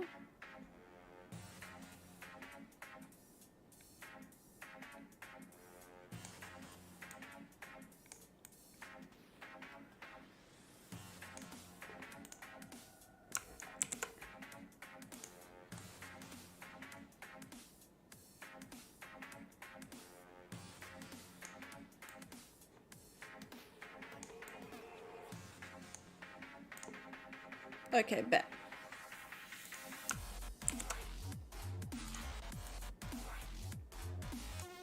I get that.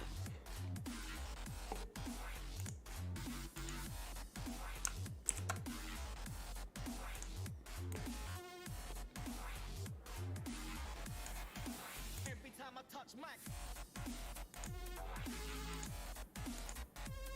There we go. And then we won't touch the line up.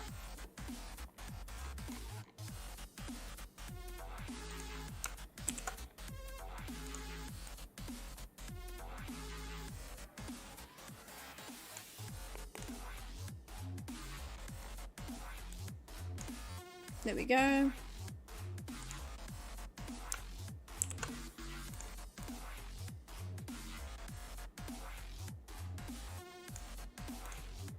Only slightly there, and there we go. Oh, actually, wait, I forgot those surface steps. There we go.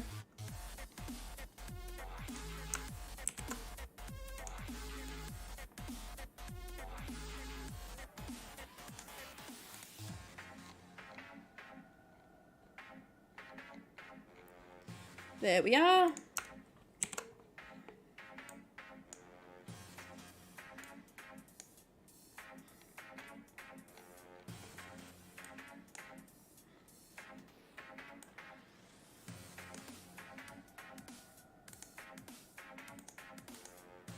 This kind of looks what it looks like without the line art, what it looks like with the line art. Just as a quick comparison.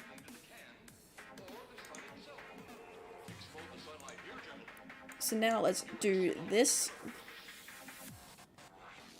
from the light source on top of,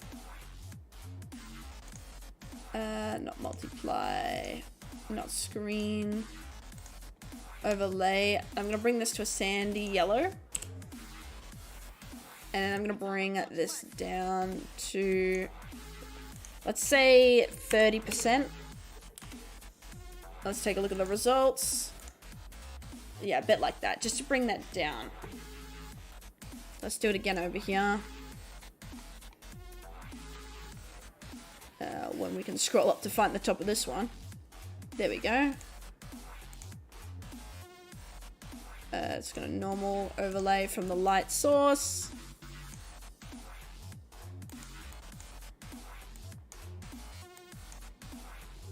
which there are a lot of light sources here, but I'm basically just going to do it lightly here.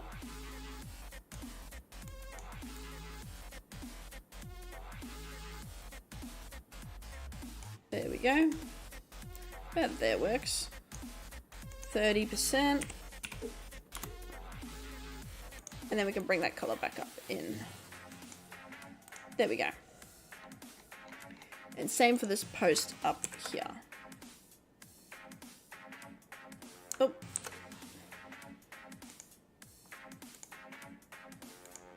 Overlay. 30%. There we go. So just like that.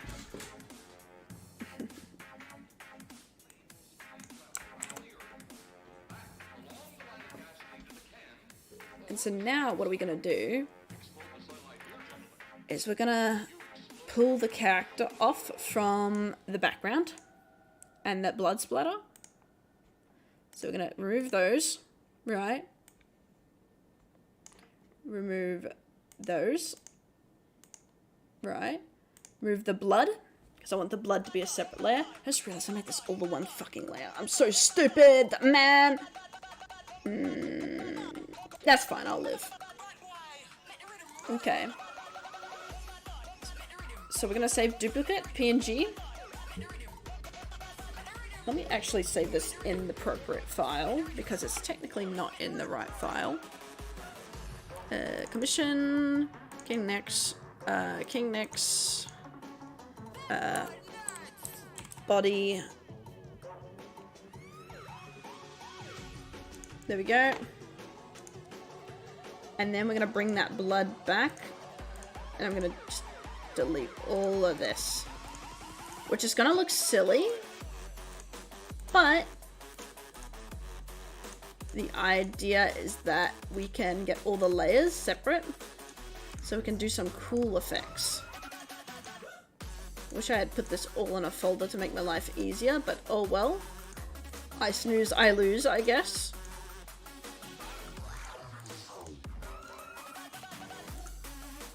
Actually, it's way easier if I just hide the layers that are like not onioned right now. Yeah, I'm fucking slow. What is not hidden? Okay. File, duplicate, PNG. Commissions. King next.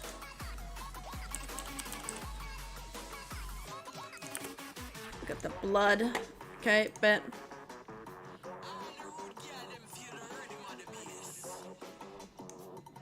And while that's all hidden, I'm gonna get the parts of these. So, file, duplicate, PNG.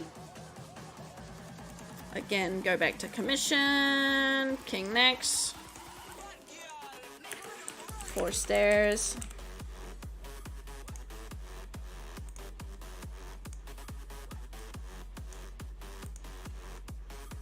That's gonna look a bit funky, but that's fine. Duplicate, PNG, commission, king next, background. There we go.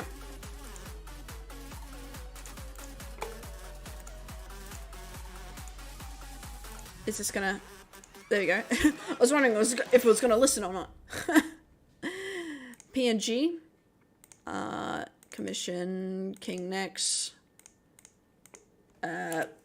background pillar. There we go. And now we show everything again. Man, I wish I had just shown everything properly. Wah. That's fine. It means you just get to see it being built back up slowly. Look at all these layers! Whoa! All these layers! All these smoking hot layers! Whoa! I'm being driven to fucking insanity!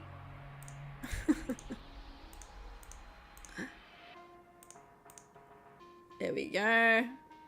That looks more familiar, don't it?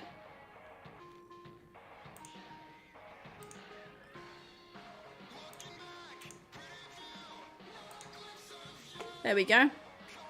So that's kind of the layers there. So now what we're going to do is going to assemble the pieces. So we're going to do open. These two, like so. And then open again. Then these three. Now this is going to look a little bit weird, but it's, again, trust the process. So let's copy this. So it's a matter of assembling the pieces. So we got that one. Copy. Paste. Copy.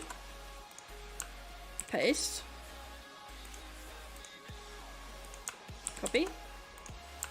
Paste. Copy. Paste. So now we're just going to assemble these. So this goes to the bottom. Yeah, it goes to the bottom as well. Or do we bring it to the top?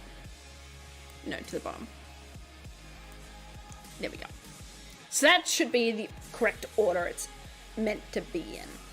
So now what we do is we then, first of all, delete that layer because that's fucking useless. So now what we do is we save this when it loads. So this file is slowly getting a little bit large. So that's why it's taking a bit to save. There we go. But that's only because there's so many fucking layers. Which, it's normal, it's normal. So what we're gonna do is we're gonna go soft light. No, not soft light. Overlay, there we go. And now we're just gonna go in with a brush and erase with a kneaded eraser all the parts we don't want shaded. Again. Only a little bit.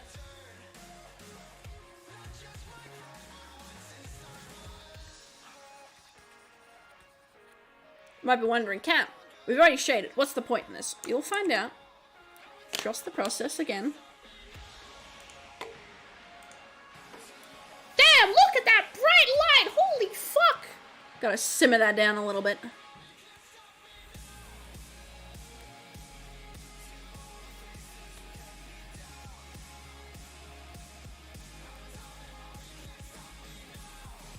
Okay.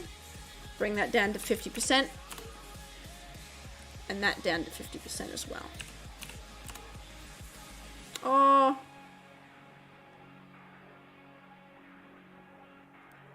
Yeah, we'll leave it like that. Okay. Okay, and then we're gonna go overlay.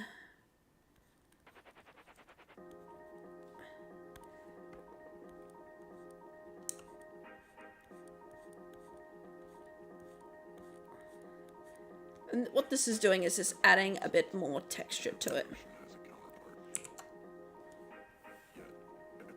And then add.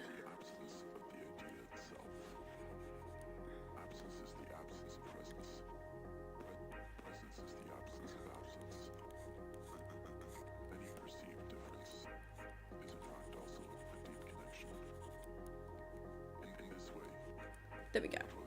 That way, so we can add a bit more custom shadows to it. Now, this is the fun part. Bringing the character into the scene. So we're going to copy this, paste this. And now what I'm going to do is, I know this is going to look weird, but we're going to grab a bright color from here. There we go. Oh my god, he's brown! He's like a tan brown! What happened to him, Cambion? This. Damn, he looks like he's part of the scene now. It looks like he's part of the scene. So I like how even with all these color changes, the eyes are almost unchanged. We're just basically putting a little photo filter on him. Just a little one, not too much. Okay. And then we're just gonna bring him out of that. just only in the light. There we go. And then again, we're gonna bring down to a nice deep purple. Oh my god, Cambion! What the hell? What's going on? Oh, look at that nice shading. Look at that. Boom, shaded.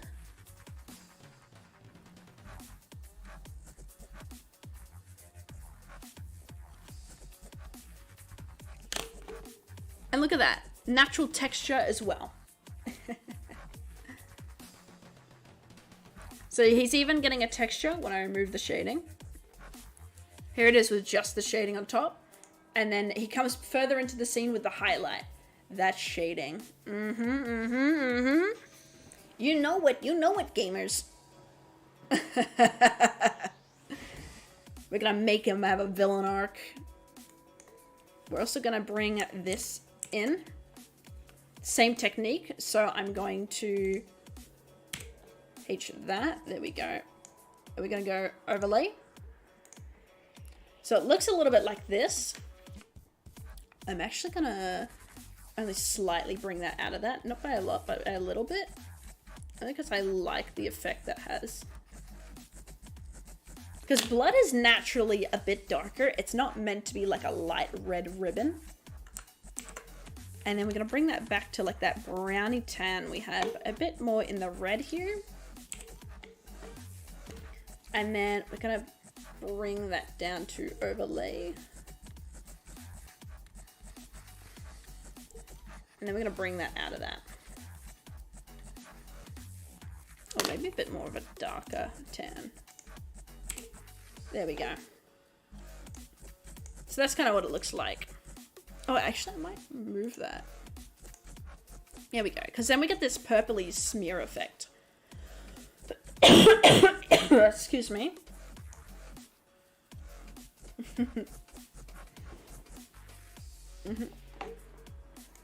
And then what we're gonna do, so this is on overlay. There we go. Same again with add.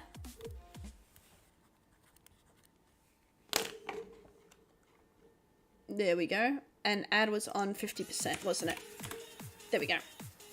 So a bit like that.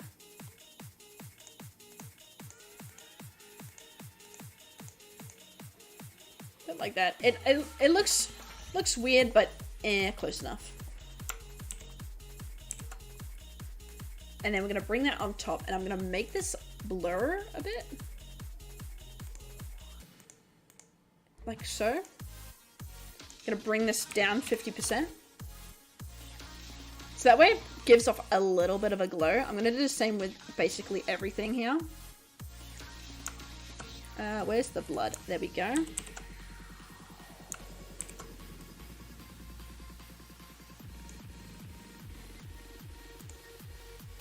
Filter, blur. Just make it a nice blur.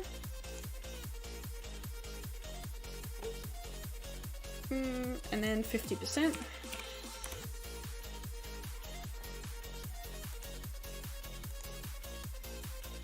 I'm gonna bring that underneath. Just not over the top, just underneath.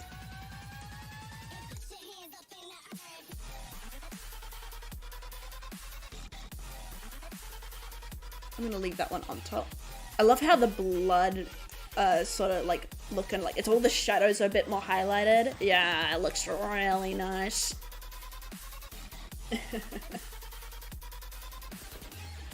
And then we're gonna bring his character out a bit more. So we're gonna bring that on top so I can see it a bit better. See, look, here's the comparison. Without being put into the lighting, with being put into the lighting. So that's sort of like my rendering process of bringing the character a bit more into the scene. So I just shade them with their normal shading colors, and then I bring them right into the scene. So that way it's like as if the character's actually, you know, there. Hey! Give me that. Filter. Partial blur. There we go. 50%.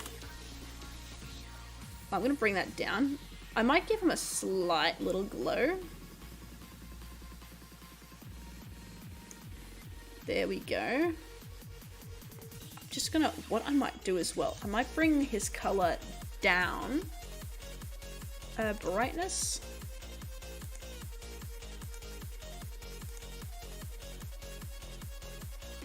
There we go. Just so he's a bit more softer. Like, he's already soft shading wise, but it just makes it a bit softer. Only just a smidge. I'm then also going to do that with this pillar. And I'm going to blur it.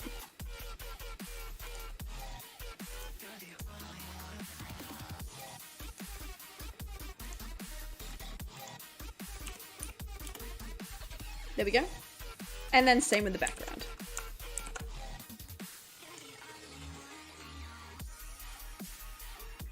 Filter.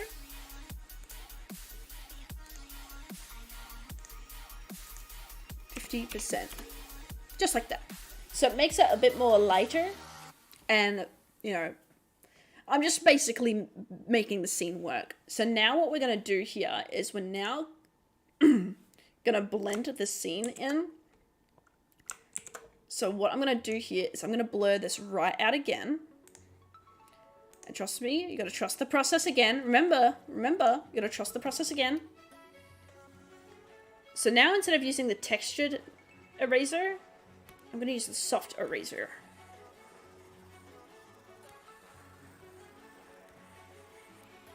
And we just want it so that the borders are like blurred.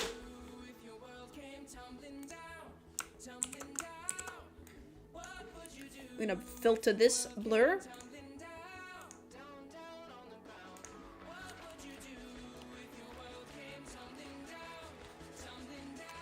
Like that.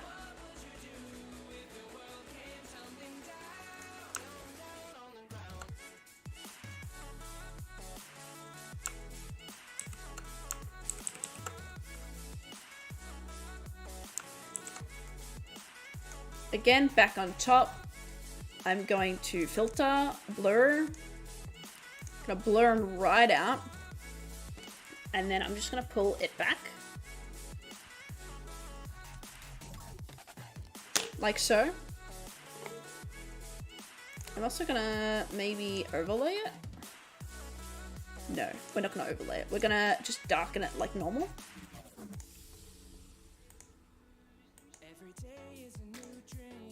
And then bring it down.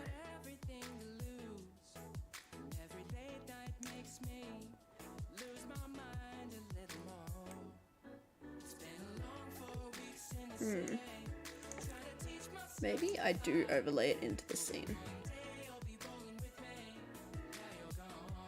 There we go. How's that looking?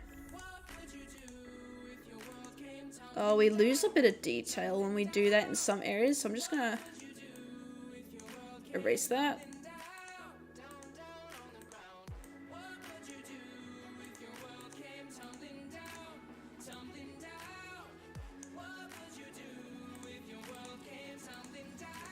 See, that's better.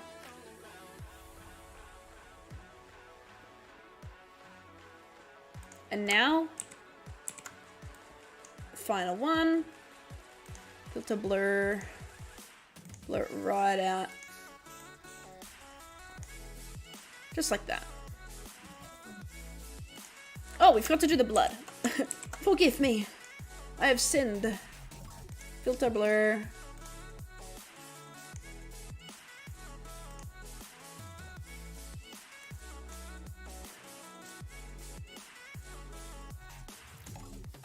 There we go.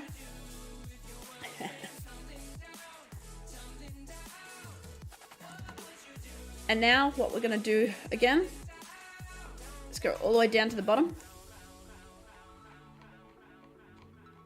No, I'm stupid. I'm being mad dumb right now.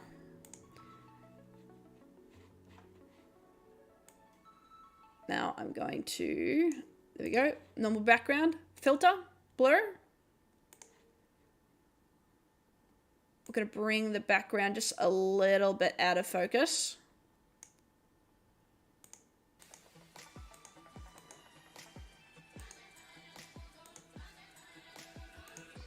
There we go. Filter, blur.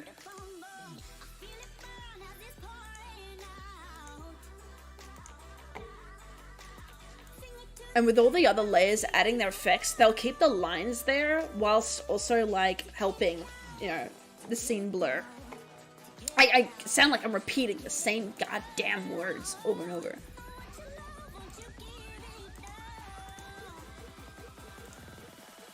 There we go.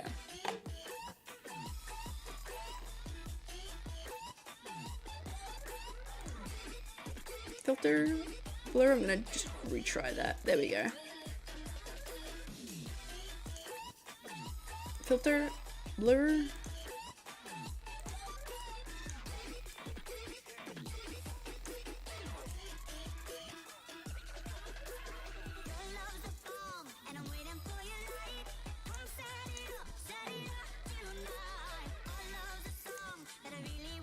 Filter, blur.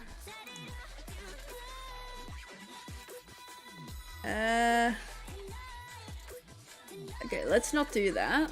Let's copy this, and I'm gonna filter, then blur.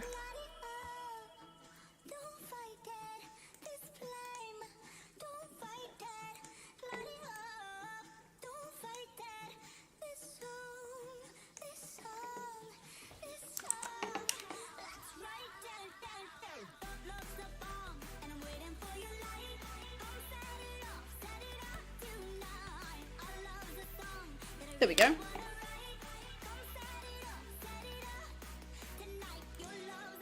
Why is that doing that? Oh, I'm gonna do that so it's layered on top. Oh, not that layer. This layer. There we go. And then we're gonna go underneath. We're gonna filter, blur.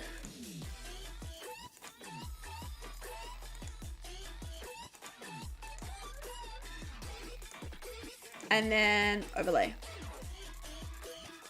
Nope, that is too much. So we're gonna bring that down.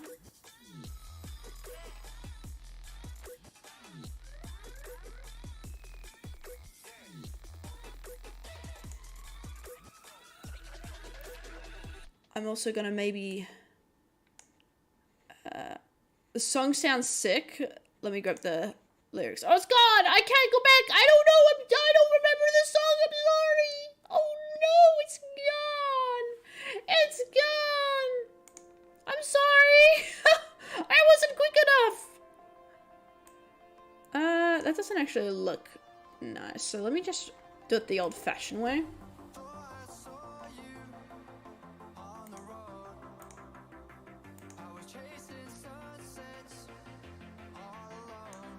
There we go. Okay, so what we're going to do to get the shading back on the character is I'm now going to do artificial lighting. What that means is I go basically on top, come in with a bright yellow, like so. Where is it? This one?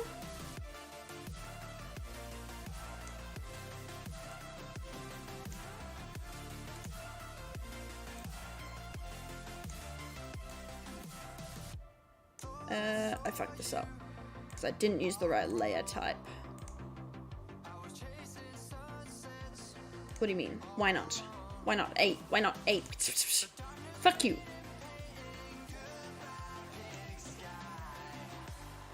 There we go.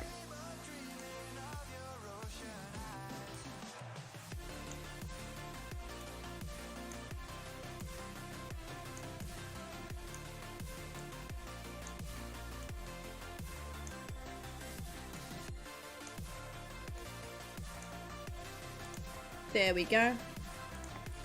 And we're gonna do overlay.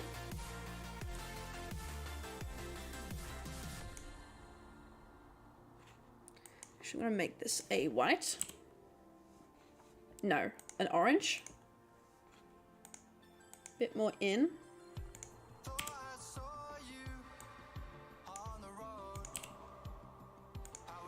Pull it to a green. No, to a blue.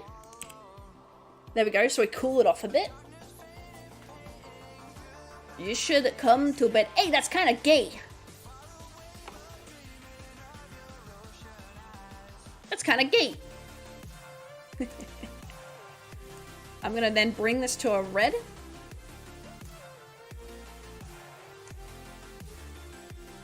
I'm gonna go multiply.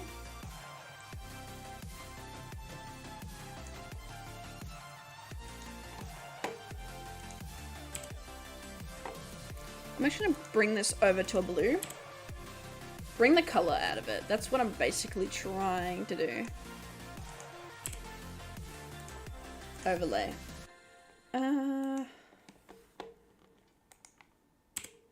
There we go. We're pulling that right to purple. That's good. I like that.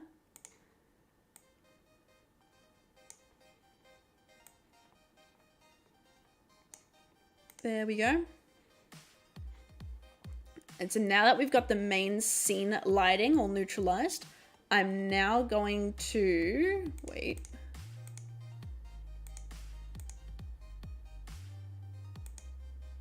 There we go. Oh, actually I might get rid of this lighting. Oh, wait, no. I'm just gonna change this lighting so it's not a blue, but like a limey yellow. And then bring it right down. Pale yellow, maybe.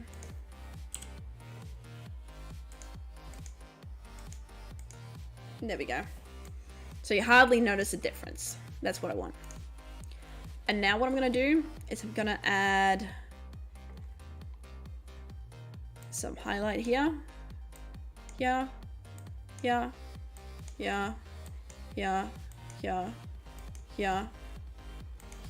here.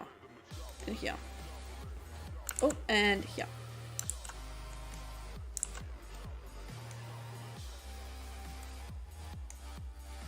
Oh. Like so. Overlay.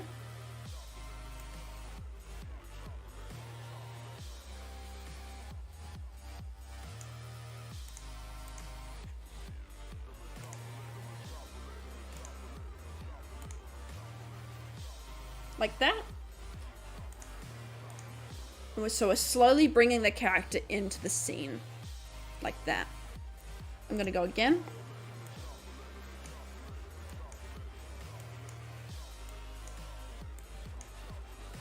This time on the character's back, so in all the shaded areas.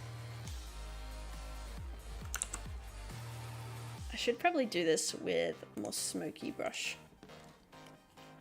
So it's not like a random sort of thing.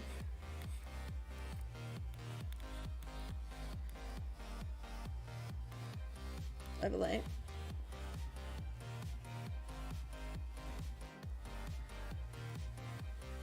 And then over in green.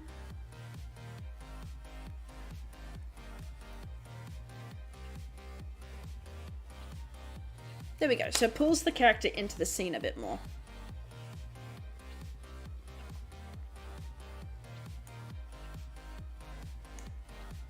A little bit like that, I think.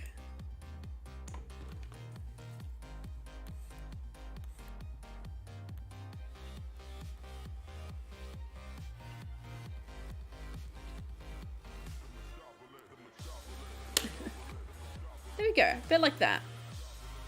How do you guys think that looks? How do you think that looks, guys? Holy shit, it's been nearly 3 hours and I've just done the background and the lighting. Where?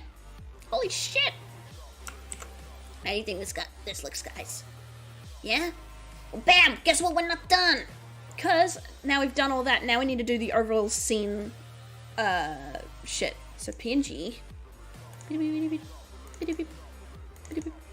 Okay.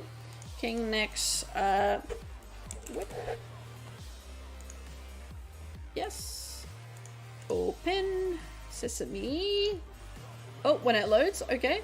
Open. King next whip. So there you go. So now we just got a PNG version of our image. So now I'm gonna go right to the top. It's not gonna like this. There we go. So there we go. So we still got all our layers. There's a lot of layers. Layer 124. Oh, good. Oh, good. That's what I like to see. And so now we're gonna copy. We're gonna filter this. We're gonna blur it. Just by a bunch. There we go. And we're gonna bring the color around to a more wacky one. There we go. So this is gonna look really fucking weird. There we go. So see how it's now all really sharp?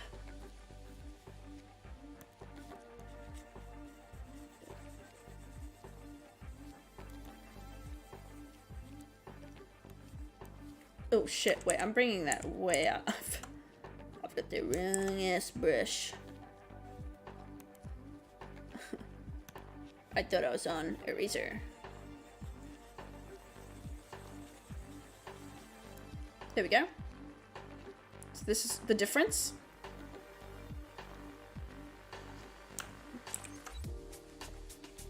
And then we're gonna go to another wacky color. Gonna go right to these. Okay, right to these. We're gonna filter it again.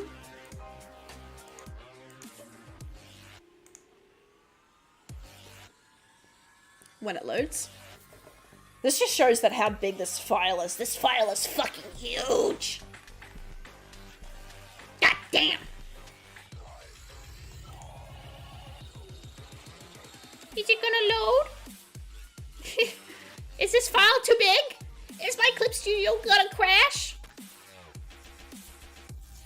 I think I'm crashing. Oh no! No.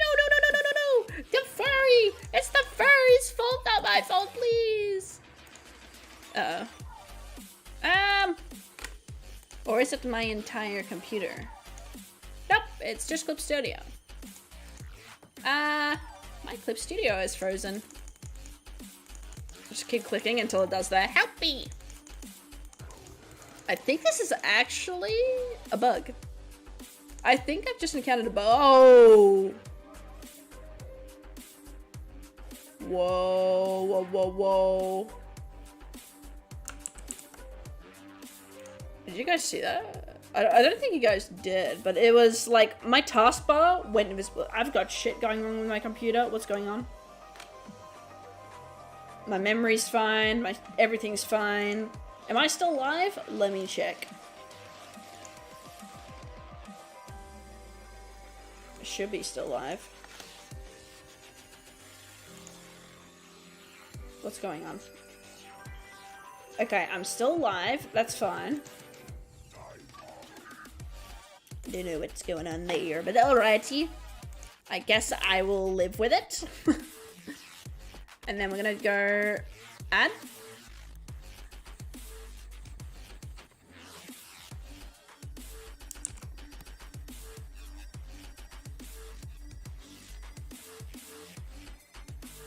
Like so.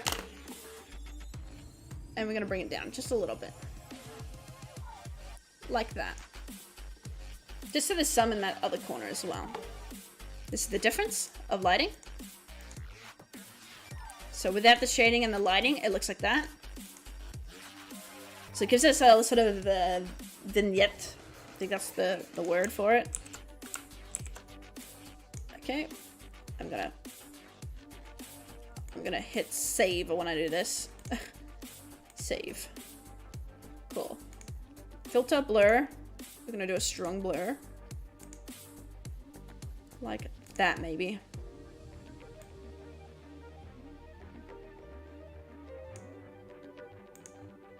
Overlay. No. Multiply, darken.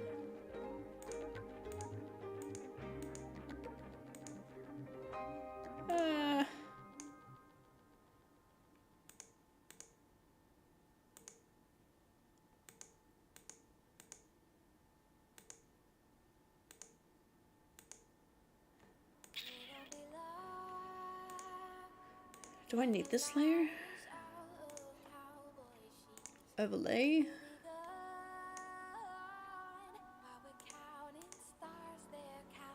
Add.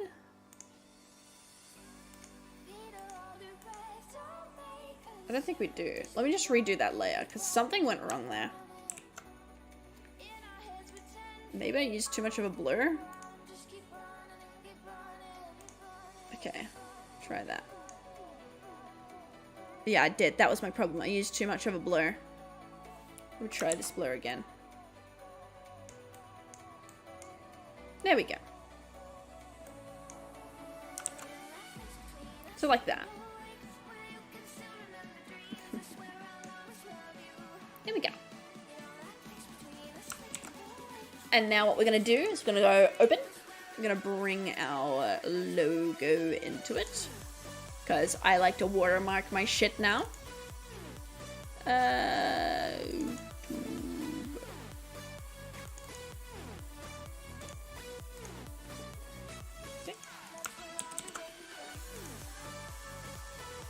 Let me get rid of this.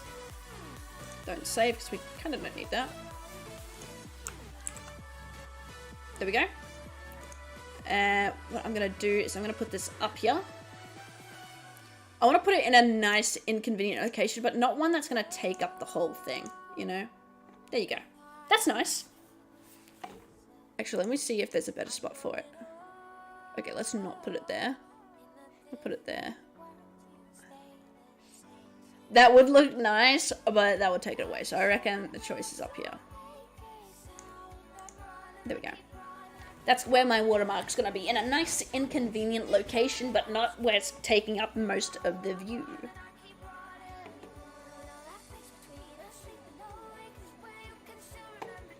What I'm also going to do is I'm going to see if I can grab that little highlight that's right there. So let me see if I can find it. I probably fucking won't. There's so many fucking layers.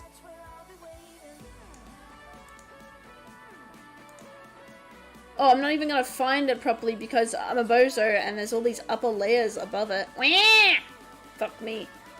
Oh well. Ah, well, it's fine. Actually, you know what I can do? I can grab a white. Bring this nice and tiny. Move my mic so I can use my fucking hand.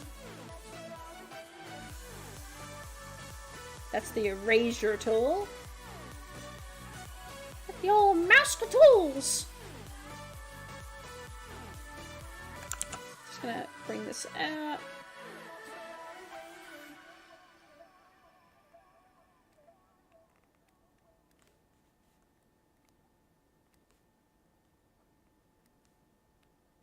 Okay.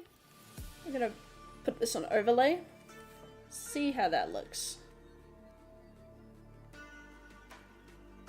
Oops. Okay, that looks right.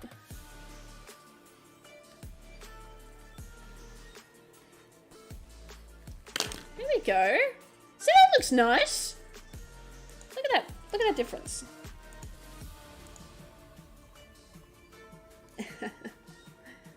I might actually do some up here as well. Just on... because some of these have actually lost a lot of their shading. So I'm just going to bring them back.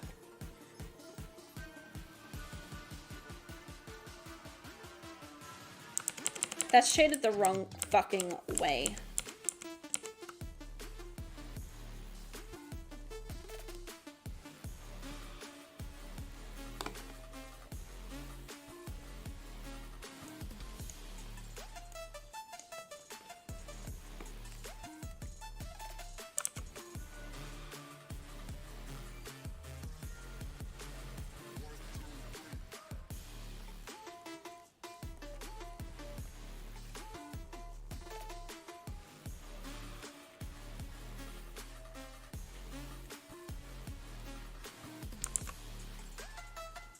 Just gonna bring actually some of this back because I forgot he kind of has dark hair, which is another thing I'm not quite used to is coloring darker looking designs. So let me just bring some of these choices back out just so they're easier to see.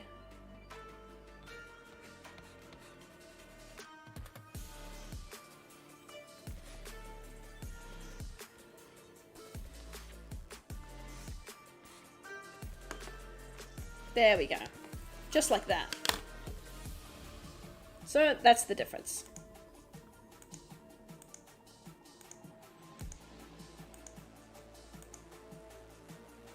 That actually makes so much of a difference. Holy shit.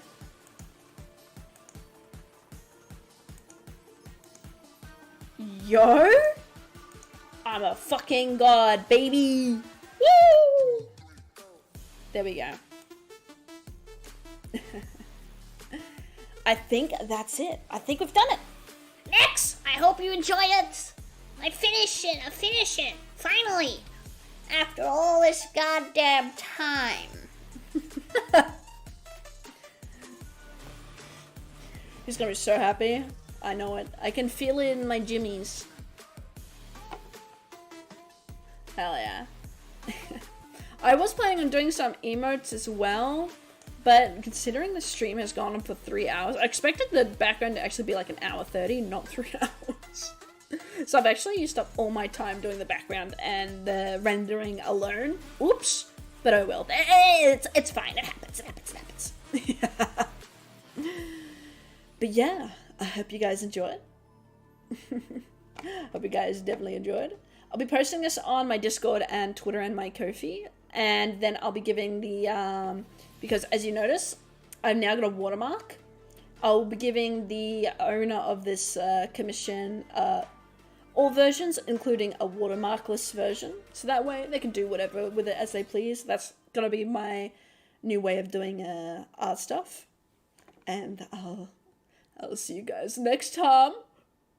Arf! Arf! Arf!